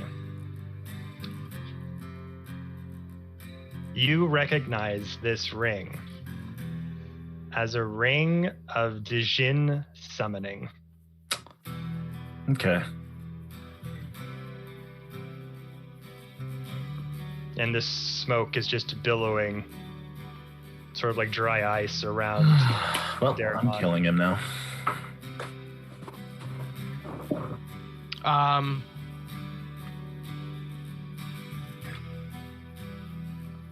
Say, you summon a beast? I will start walking forward to collect the jug. Okay. I pick up the jug. And as you're about to go sort of in for the sip, Daramon clicks off the ring and this blue vapor seeps back in. Say, Starts to sign again. The interpreter. Now, I have not ruled this land for as long as I have without being patient. And I'm willing to forgo whatever trick you are about to attempt. But how about this? Let's start over. And whatever it is you are about to do, shut it off. Put the jug outside and let's talk like civilized people would. Release my hound at this exact moment, or there will be no communication other than blood and fear. So I'm, and sort of sign languaging, so I'm to take it that this hound was not Tamarian's to offer. No, this dumb piece of shit had no fucking clue what he was doing when he captured my... Tamarian, do you understand that this is the exact personification of my power? You stand directly against your master, the leader of your clan. This goes directly against the promises you made not 24 hours ago, and I would gladly consume your flesh in recompense. I need you no more. What will you do to get back in my good graces and get this being's forgiveness? Roll intimidation at advantage. Feral is patting Terry. I crit. Oh! That would be Right, a he's just 30, gonna bite me. that'd be a 31. Bad Moves Terry. away from you.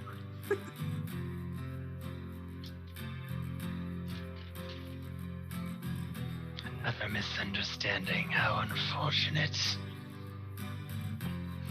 That's what happens when you don't talk to the leader.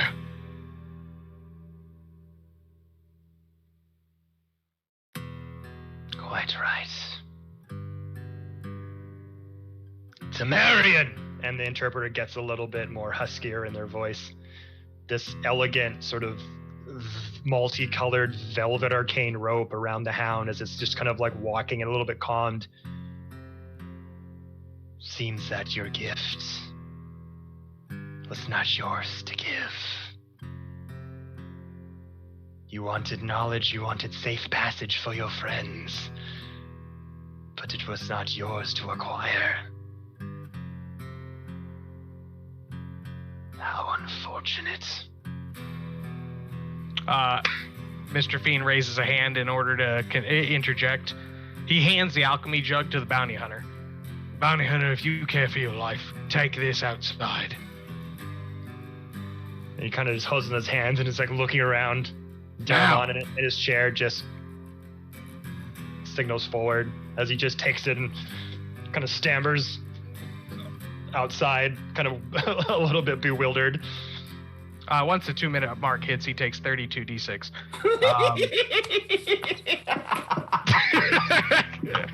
It is probably the largest fireball that has ever been summoned. Okay.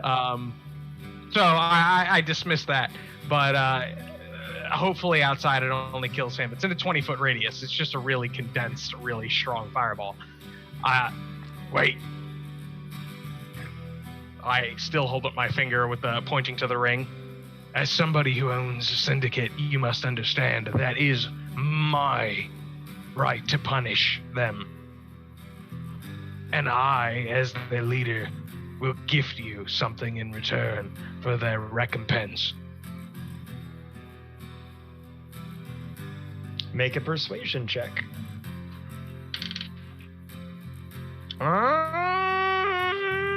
17. Okay. I rolled really poorly. You did just get inspo from Quincy's Tavern. Oh shit! Hold on, wait, Quincy, you lovely person. That's a 4. That's a 21. Thank you, Quincy. Quincy. We love Quincy. You are definitely my brother.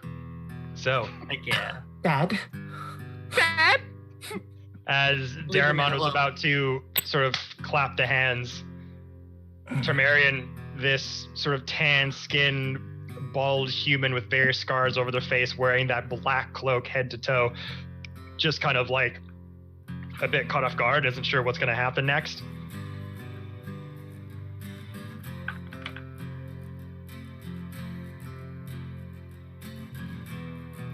And he does this,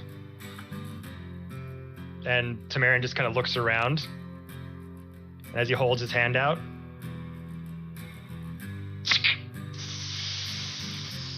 blue fog starts to come out of the pinky ring once more. And as it starts to cloud around him, this spectral blue form, hulking and massive, starts to appear around Daramon as he starts to stand from the chair and just looks over at Tamarian as almost this darkened light sort of impedes inside, and this gloom, like stormy rain cloud visage, starts to take hold around in this tent, and he just sort of floats his way over to Tamarian, and you see the silhouette of this hulking Djinn sort of spectrally surrounding Daramon, and he's just staring at him. Puts his hand out, makes a fist, a closed fist, as two of the Djinn hands just grab him by the neck and starts to put their bulbous, huge Djinn hands over the head of Tamarian, and he starts to lift him up. And Tamarian's going, oh. Do I take it that you are not going to accept my offer? And as Daramon has his physical hands down by the sides, the Djinn starting to do all the work, puts his hands up. The interpreter. I just want him to know that I could and I can. And this crunching sound starts to take hold around the cranium of Tamarian, and then Daramon just kind of puts his body to the side as the Djinn specter just tosses him to your side, fumbles forward towards you. As Daramon takes a seat back on his chair, that gold faceplate staring at you the whole time. Has the 2-minute mark hit?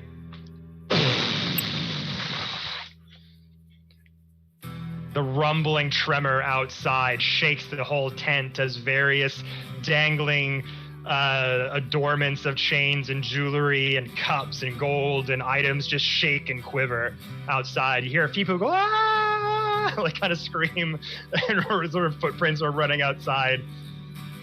You may want to change the map of your town. Hand signals go again. Interpreter. Wasn't the first time, won't be the last time. Now that we started over, right? Have we? Do you know who we are?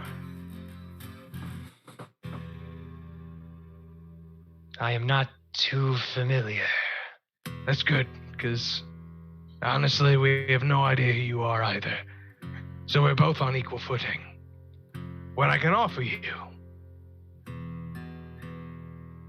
for sparing my compatriot here are these. And I hold up the purple worm gauntlets.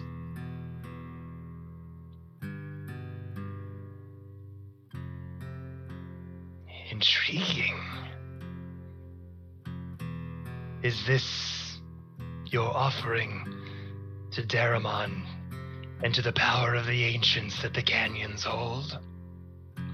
This is my additional offering to Daramon, somebody who released my hound and gave me permission to punish my subordinate rightly.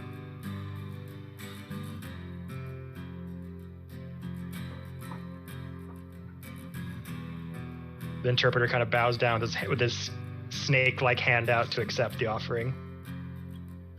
I put it down.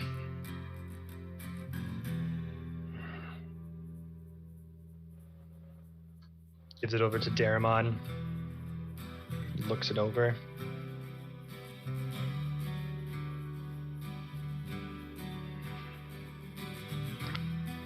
Making sign language again. Now that has passed, now that we are on even footing, you requested an audience with me, making big waves in my town. One does not enter somebody's house and reach into their fridge without telling them first. What is it you hope to accomplish while in Odenzu? My compatriots and I are here to acquire a Titan relic. So you hope to accomplish what so many have tried before? Hope is not a word I would use. We don't set out and not accomplish a mission. More sign language happens. The interpreter calls out to you. Some don't even know that the Canyon of Lost Souls holds the burial site of a Titan. Most travel around, loot picking those who have gone after lost treasures eons ago. There are many things hidden in this valley of mountain and rock. Most never come back. Those who do are changed forever. But I, with everything that has gone down, shall allow you to enter and take your fates into your own hands. That is quite respectable of you. I fear as though we haven't introduced ourselves properly. While we know you as Daramon, what is truly your title?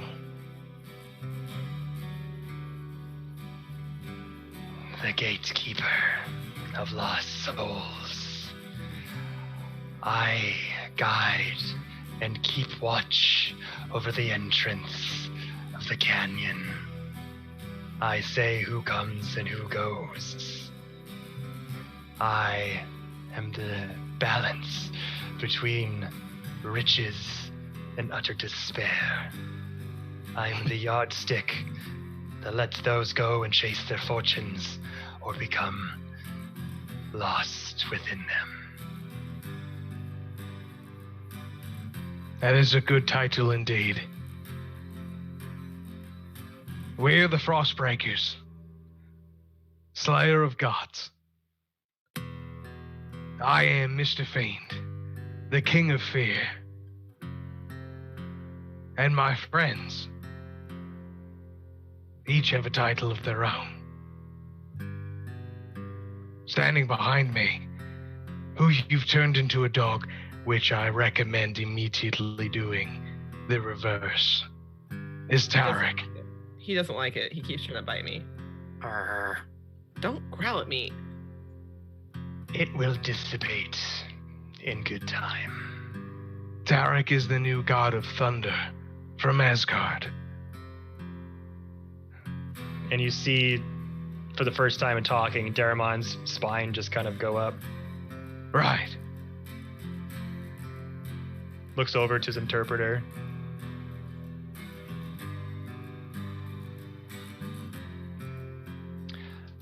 What is Asgard? The dog face palms.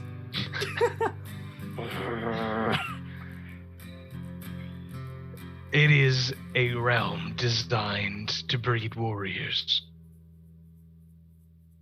Ruled by a god called Odin, Allfather, One-Eyed. Many names. He is a true god of war. His son, Thor, god of thunder, fell and was announced the new god of thunder be Tarek, the tiefling behind me. Regardless of your Fiend fights to say backwater, regardless of your indigenous area, I'm sure you've heard of the Feywild. Yes, we are aware of the Feywild. We are ones who have broken the stars. The Feywild has only a blank night sky. And to my left and right are Rhaenyra, who is the daughter of the moon goddess.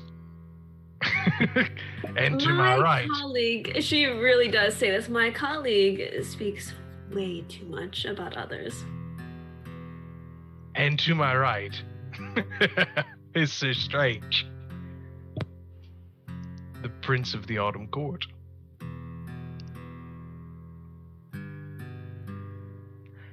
When I say these titles, I don't mean to brag. I mean to call attention.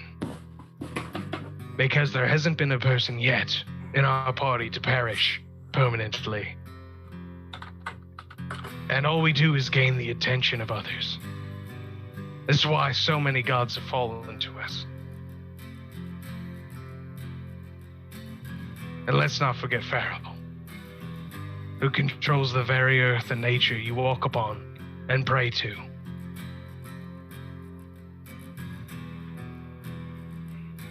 So yes, this could have been a very poor interaction for both of us. You seem to be powerful and respectful. And kind of takes all that in, starts to sign language again. The interpreter looks at you.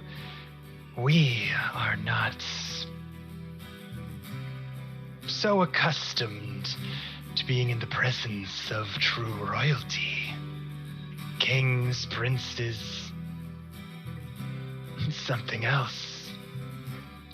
We are, however, accustomed to very powerful beings coming through our town in search of things that may not exist, places that are heard in rumor and myth.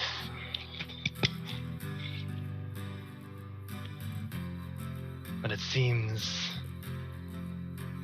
my colleagues have misjudged you.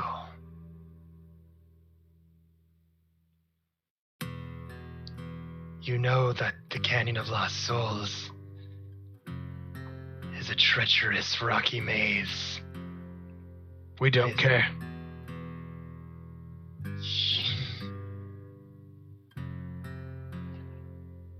You have been very standoffish this entire time. We have shown you the proper respect, and yet you are not very willing to show us the same. We are merely trying to tell you that the Canyon of Lost Souls is a treacherous, rigorous route, not one to be taken lightly. I don't believe there be a Titan relic that isn't in such a terrible, perilous area. The only thing that concerns me is why Gloomwing hasn't acquired this one yet.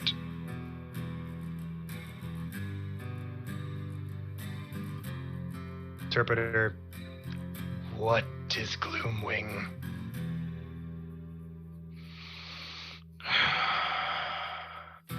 He previously went by the name Zape. I'm not entirely sure if that means anything different to you. He has a scar.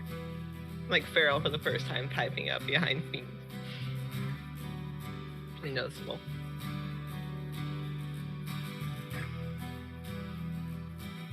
Daramon pauses for a moment. And he gets up. Starts signaling as he walks towards you. Did you, and the interpreter's kind of surprised a little bit that he's even like standing.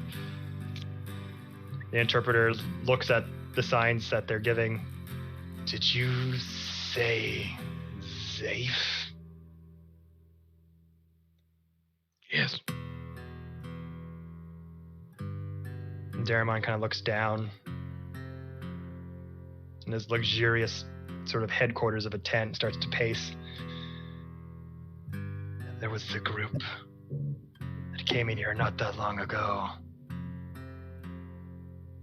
One going by the name of Zafe, adorned with a dark brown cloak, wearing a pinstriped suit, and an adornment of dreadlocks in a mohawk. That would be him. boss man back suit, huh? Very extra. How long ago? Would have been 4 days ago. Oh my god. I suppose you gave him permission. Reaches down, picks up an item. Their gift was more than enough to gain passage. He kind of turns around and he shows you this onyx statue of an Egyptian-styled cat that's kind of up on all fours, standing up with a gold outlining and design around the ears and around the nose and around the tail.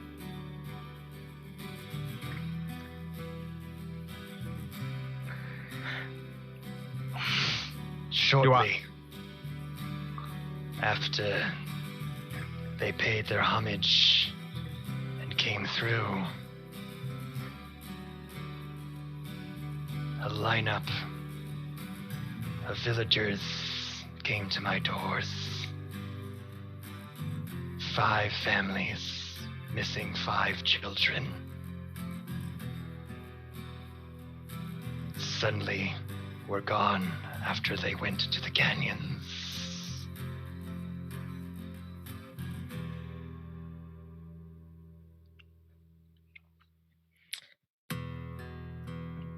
Daramon.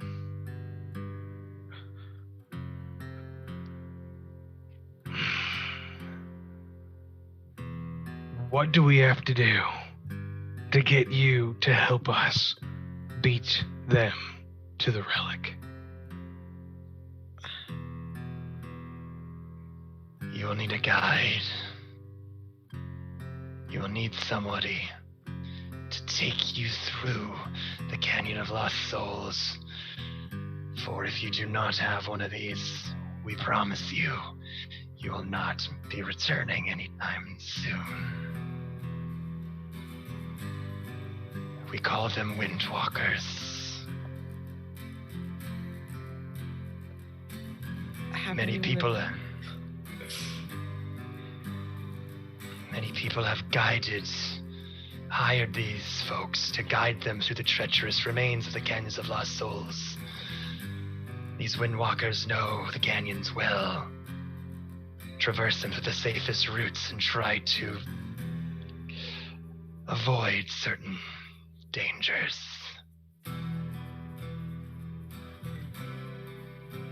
We do know that this Gloomwing hired 2. One who is still with them. The other came back, abandoned his post, which is against our Utanzu laws. We like to uphold values here.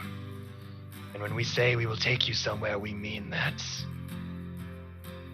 To abandon that word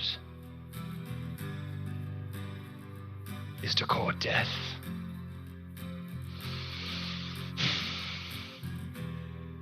This individual is scheduled for execution.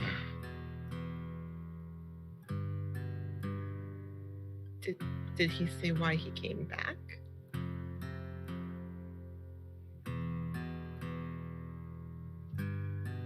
We questioned him. All he said in return was that they were unworthy of the quest. Yeah, that sounds right. Just out of curiosity, how many individuals did Gloomwing have with him?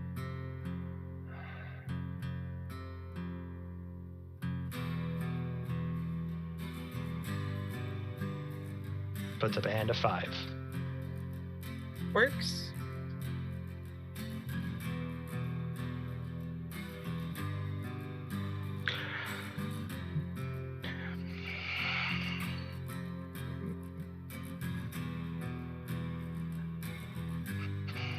Would it be against your policy for me to pay for that man?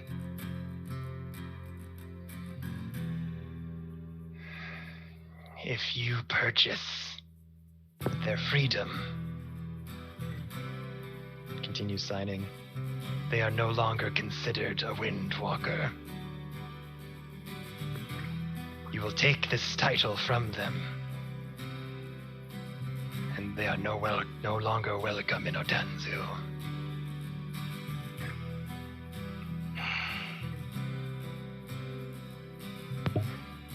My lord, but could they still do the job?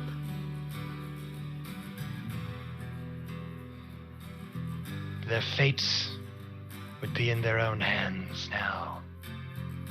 I tug on Fiend's jacket sleeve. I've been given some kind of recommendation by another source to pick up a guide wherever we can. And I don't know if it's this guide or not, but it seems to be awfully relevant. What would you do? Second chances are something of a forte of mine. I'll give you 5,000 gold for this man. Just out of curiosity, before we pay that, is there any other way to free him, or do we have to buy him?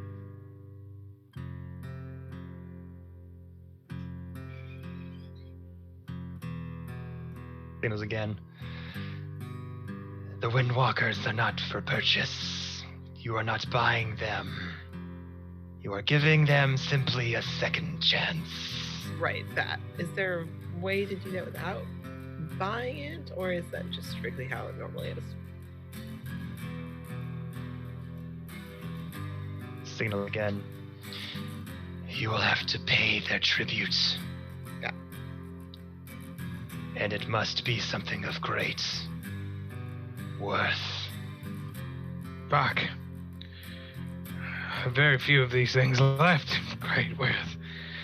Ugh, it's going by the day. Mr. Fiend. I have something. What do you have? She, excuse me for one moment, and then turns to Fiend, like as if there's a privacy there.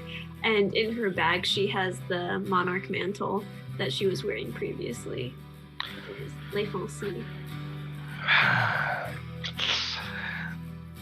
Before we offer that, let's see if this is something they would be interested in. Oh, not the special thing. He pulls out a hide of an adult cave dragon. That's why she says not the special thing. That was possessed by Fraz.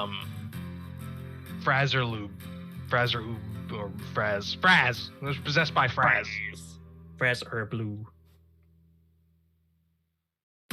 Dragon hide. Possessed dragon hide of a demon lord.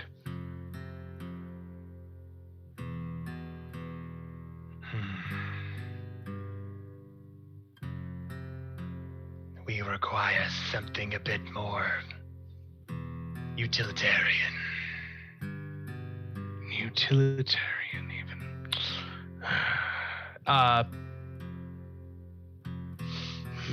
Fiend pulls out the pieces of the cubic gate.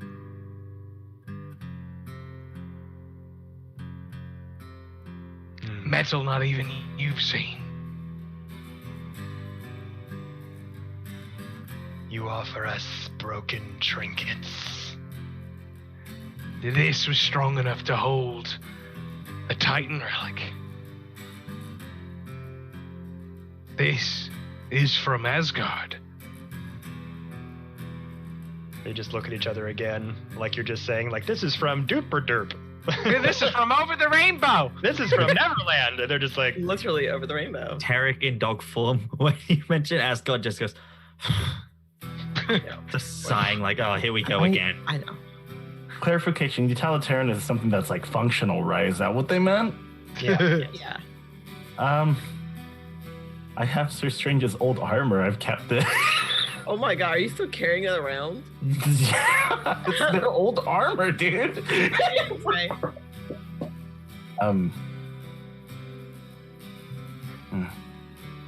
Strange will reach over into the bag they probably have on them. And they set it down if we're looking for something functional, this is armor that came from, well, from my home. And he opens it up, and there is the armor, Sir Strange's old armor with the rose symbol in place that would originally power up purple when they were doing when they're having a little Oswig moment. This has seen combat all over and has kept me safe. In the Feywild, in Asgard, places you've never heard of, but I can vouch that it is very much functional, and it just happens to be a family heirloom for me.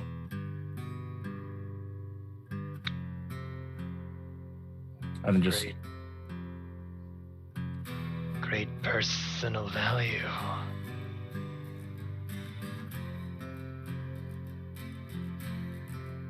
I've kept it all this time. Make a persuasion check.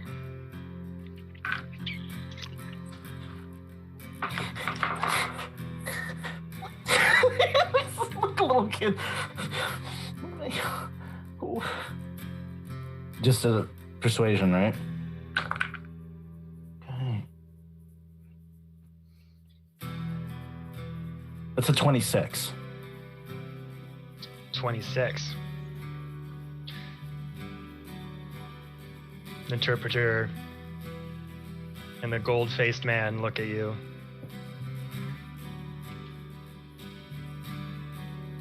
Accept it. So, Strange, as he moves over the sack, just closer, not like in a throne, but just love it. You can see the rose petal still on the armor, the signet, Strange's old helmet with the white covering and the shield crest. And it just places it forward. Obviously, Strange doesn't look okay, but slides it forward. Strange. No, don't. That was my life before. This is my life now. Thank you. And Strange doesn't look, just sort of turns back and leaves the armor there. Purity seal still attached. Our guide, then?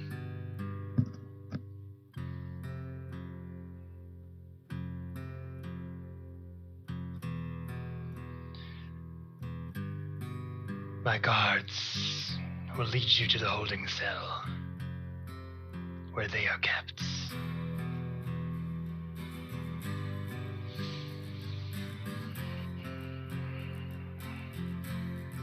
Peace be with you, and travel with Daramon's blessing.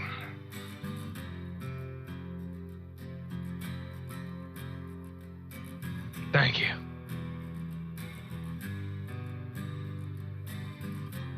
If there's nothing else, we will say good night.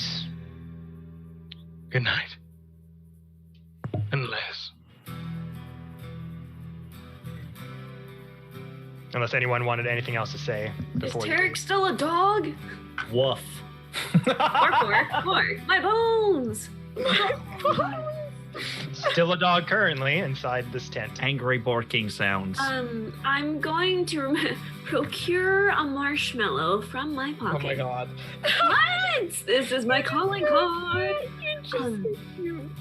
If I could approach.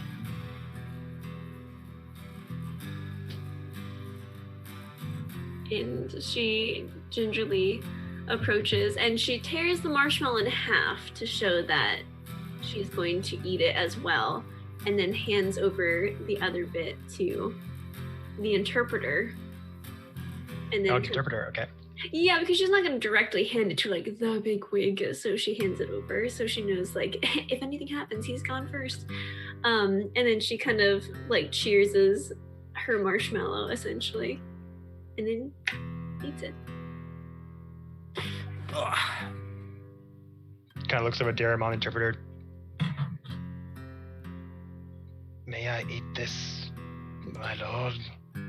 It's for Daramon, just so you know, but she wasn't going to hand it directly to him. That I'm just letting you know, Sealy.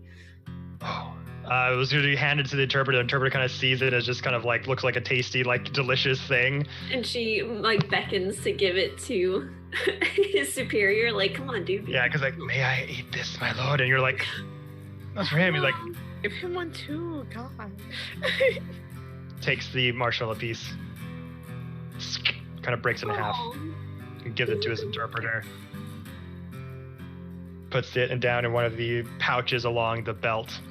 And as he puts the marshmallow in the pouch, were you trying to convince him to eat it?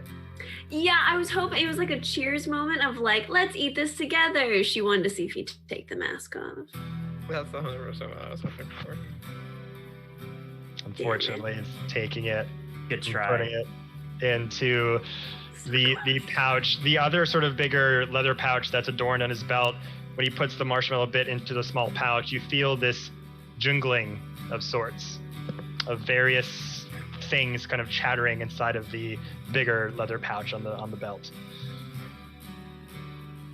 And then just kind of signals to you, snaps the fingers, gets one of his UNT guards to pick up that cat figurine, and hands it to you. Oh. The one that Gloomwing gave him. Oh shit. Oh. I couldn't. Starts to signal again. Definitely should. In Odanzu, respect is met with respect. My prince. And she takes the gift. Thank you.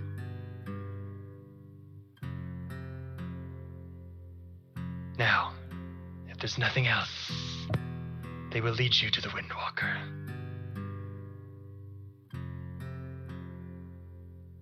My lord and our friend.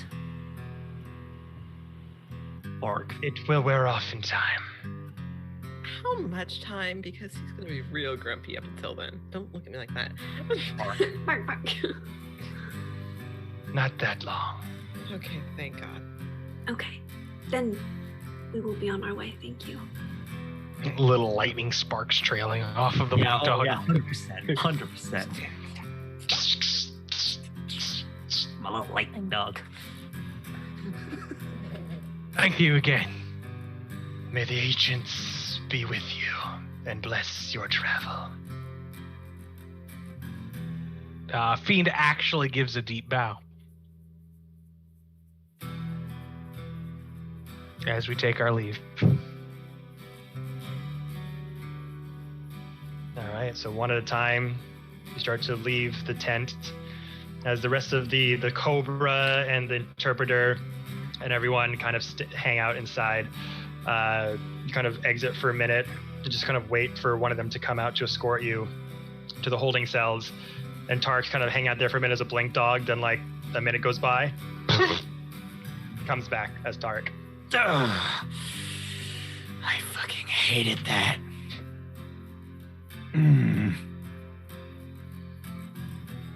I thought you were cute, but like that's fine. After a minute, the muscly Cobra makes their way Ouch. out of the entrance of the tent. This way, please. Their snake-like body sifts through the rock and sand ground. I take his hand again on ceremony. I'm just gonna clarify, Stranger's not looking okay right now. Where's our bounty hunter boy? Did we leave him on the There, a little ground? bit of him up there. He's laying on the It's ground. just like, okay, cool. Just big ass. We Still in the step tent. over him as we leave. You're Unless talking take about him the with bounty hunter? Sean knows. you. Talking about Tamarian. Oh, Tamarian is in my fucking grasp. Okay, cool. I mean, like, the scruff of their neck, like, just dragging them behind me. So take them out, kind of grab them as Tamarian is like, you got him by like the wrist, and Tamarian's just kind of like rustling forward. And the UNT is kind of leading you down a few side paths near sort of the holding tent, sort of around the construction. yard of that circle, there's a holding cell of sorts. Sort of off to the side, a few guards in the entrance, and there's just a few cages with various prisoners kind of just stationed in there. And the Cobra leans you over to a cell over to the far side. Is this what you are needing? And in the corner, situated like this, hands on the knees, sort of facing forward, throwing a rubber ball.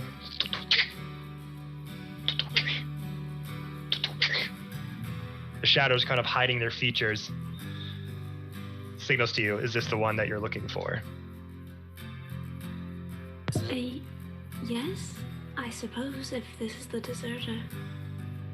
And she's gonna lean into the bars to see if she can get a better look at them.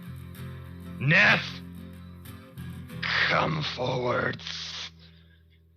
And the individual just gets up from their seated position. Coming out of the shadows, you see the very dull, intense sunset light of sharp oranges and reds just peering through as the shadows are getting deeper and deeper as the sun goes down behind the Canyon of Lost Souls. And first you see the feet, two very sturdy black sort of boots high up in a V format around the shin, to these sort of dark, like really intense dark green pants. They're kind of billowy with thin white stripes that go up to the top. There appears to be this sort of gold-plated battle skirt that's kind of draping from a sash from the waist down. As they sort of take a step forward, their armaments kind of jingle and make sounds as they take a couple steps towards the light. They've got these black sort of forearm gauntlets that kind of cover the fronts of their hands with more sort of gold adornments coming down. Sort of a checkered gold and black bands around the top part. And this sort of very dark, again, intense dark green cloak combo outlined with gold, with a few pouches sort of outlined around the waist, and this sort of ashen cloak that's kind of like ash color, like it almost looks like a dull muted light purple almost, but like very deep and dark gray colored with an outline of gold around it. And they sort of come into view, and they have a archer's gauntlet made of black leather on their left forearm, and there is this plumage of dark feathers that are coming from around their neck and shoulder that kind of come around here. And their face comes into view. Their skin tone is dull gray white, almost like an undead, sickly kind of color. And they come into view, and they have these piercing, fine features, like very sharp cheekbones, pointed chin, pointed ears with a bit of a gold sort of metal outlining around the pointed ears. They have this sort of parted, mopped black hair that kind of comes down here and kind of cups in around here. They are non-binary. And they step into the light. What is it? What do you need? Meet your new friends, Neff.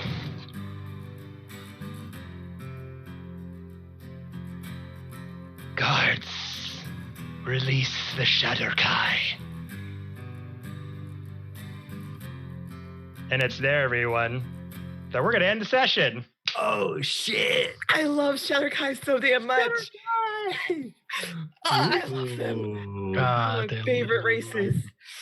Love So we're that. going to pick this up next Monday with a new character, Neff, Shadowkai. And yeah, The traversing through the canyons of souls begin next Monday, everybody. So thank you all so much for that. Lots of RP today. Lots of Fiend, you did all the right things. I'll just say that from the bat. That could have gone so many different ways. I love the power struggles. The insanely high rolls also helped. But yeah, everyone, hope you had a good night. Thank you all for joining us tonight on Beyond the Realms. Come and hang out with us tomorrow for our D&D in a Castle sponsored one-shot. Woo! All Bards one-shot, again, with the cast of Mr. Kurt Wise, Quincy's Tavern, Shay Aiden, Jacqueline Chan, Nerd D, and Jeremy Cobb. That is going to be quite the chaotic fucking 4 hours. The title is Like a Bard Out of Hell. It is a fucking amazing romp that I got from DM's Guild. We'll shout out the writer for that on tomorrow. But yeah, thank you everybody for tuning in. We will see you all soon. Stay safe. Wash your hands. Bye-bye. Bye. Have a wonderful time.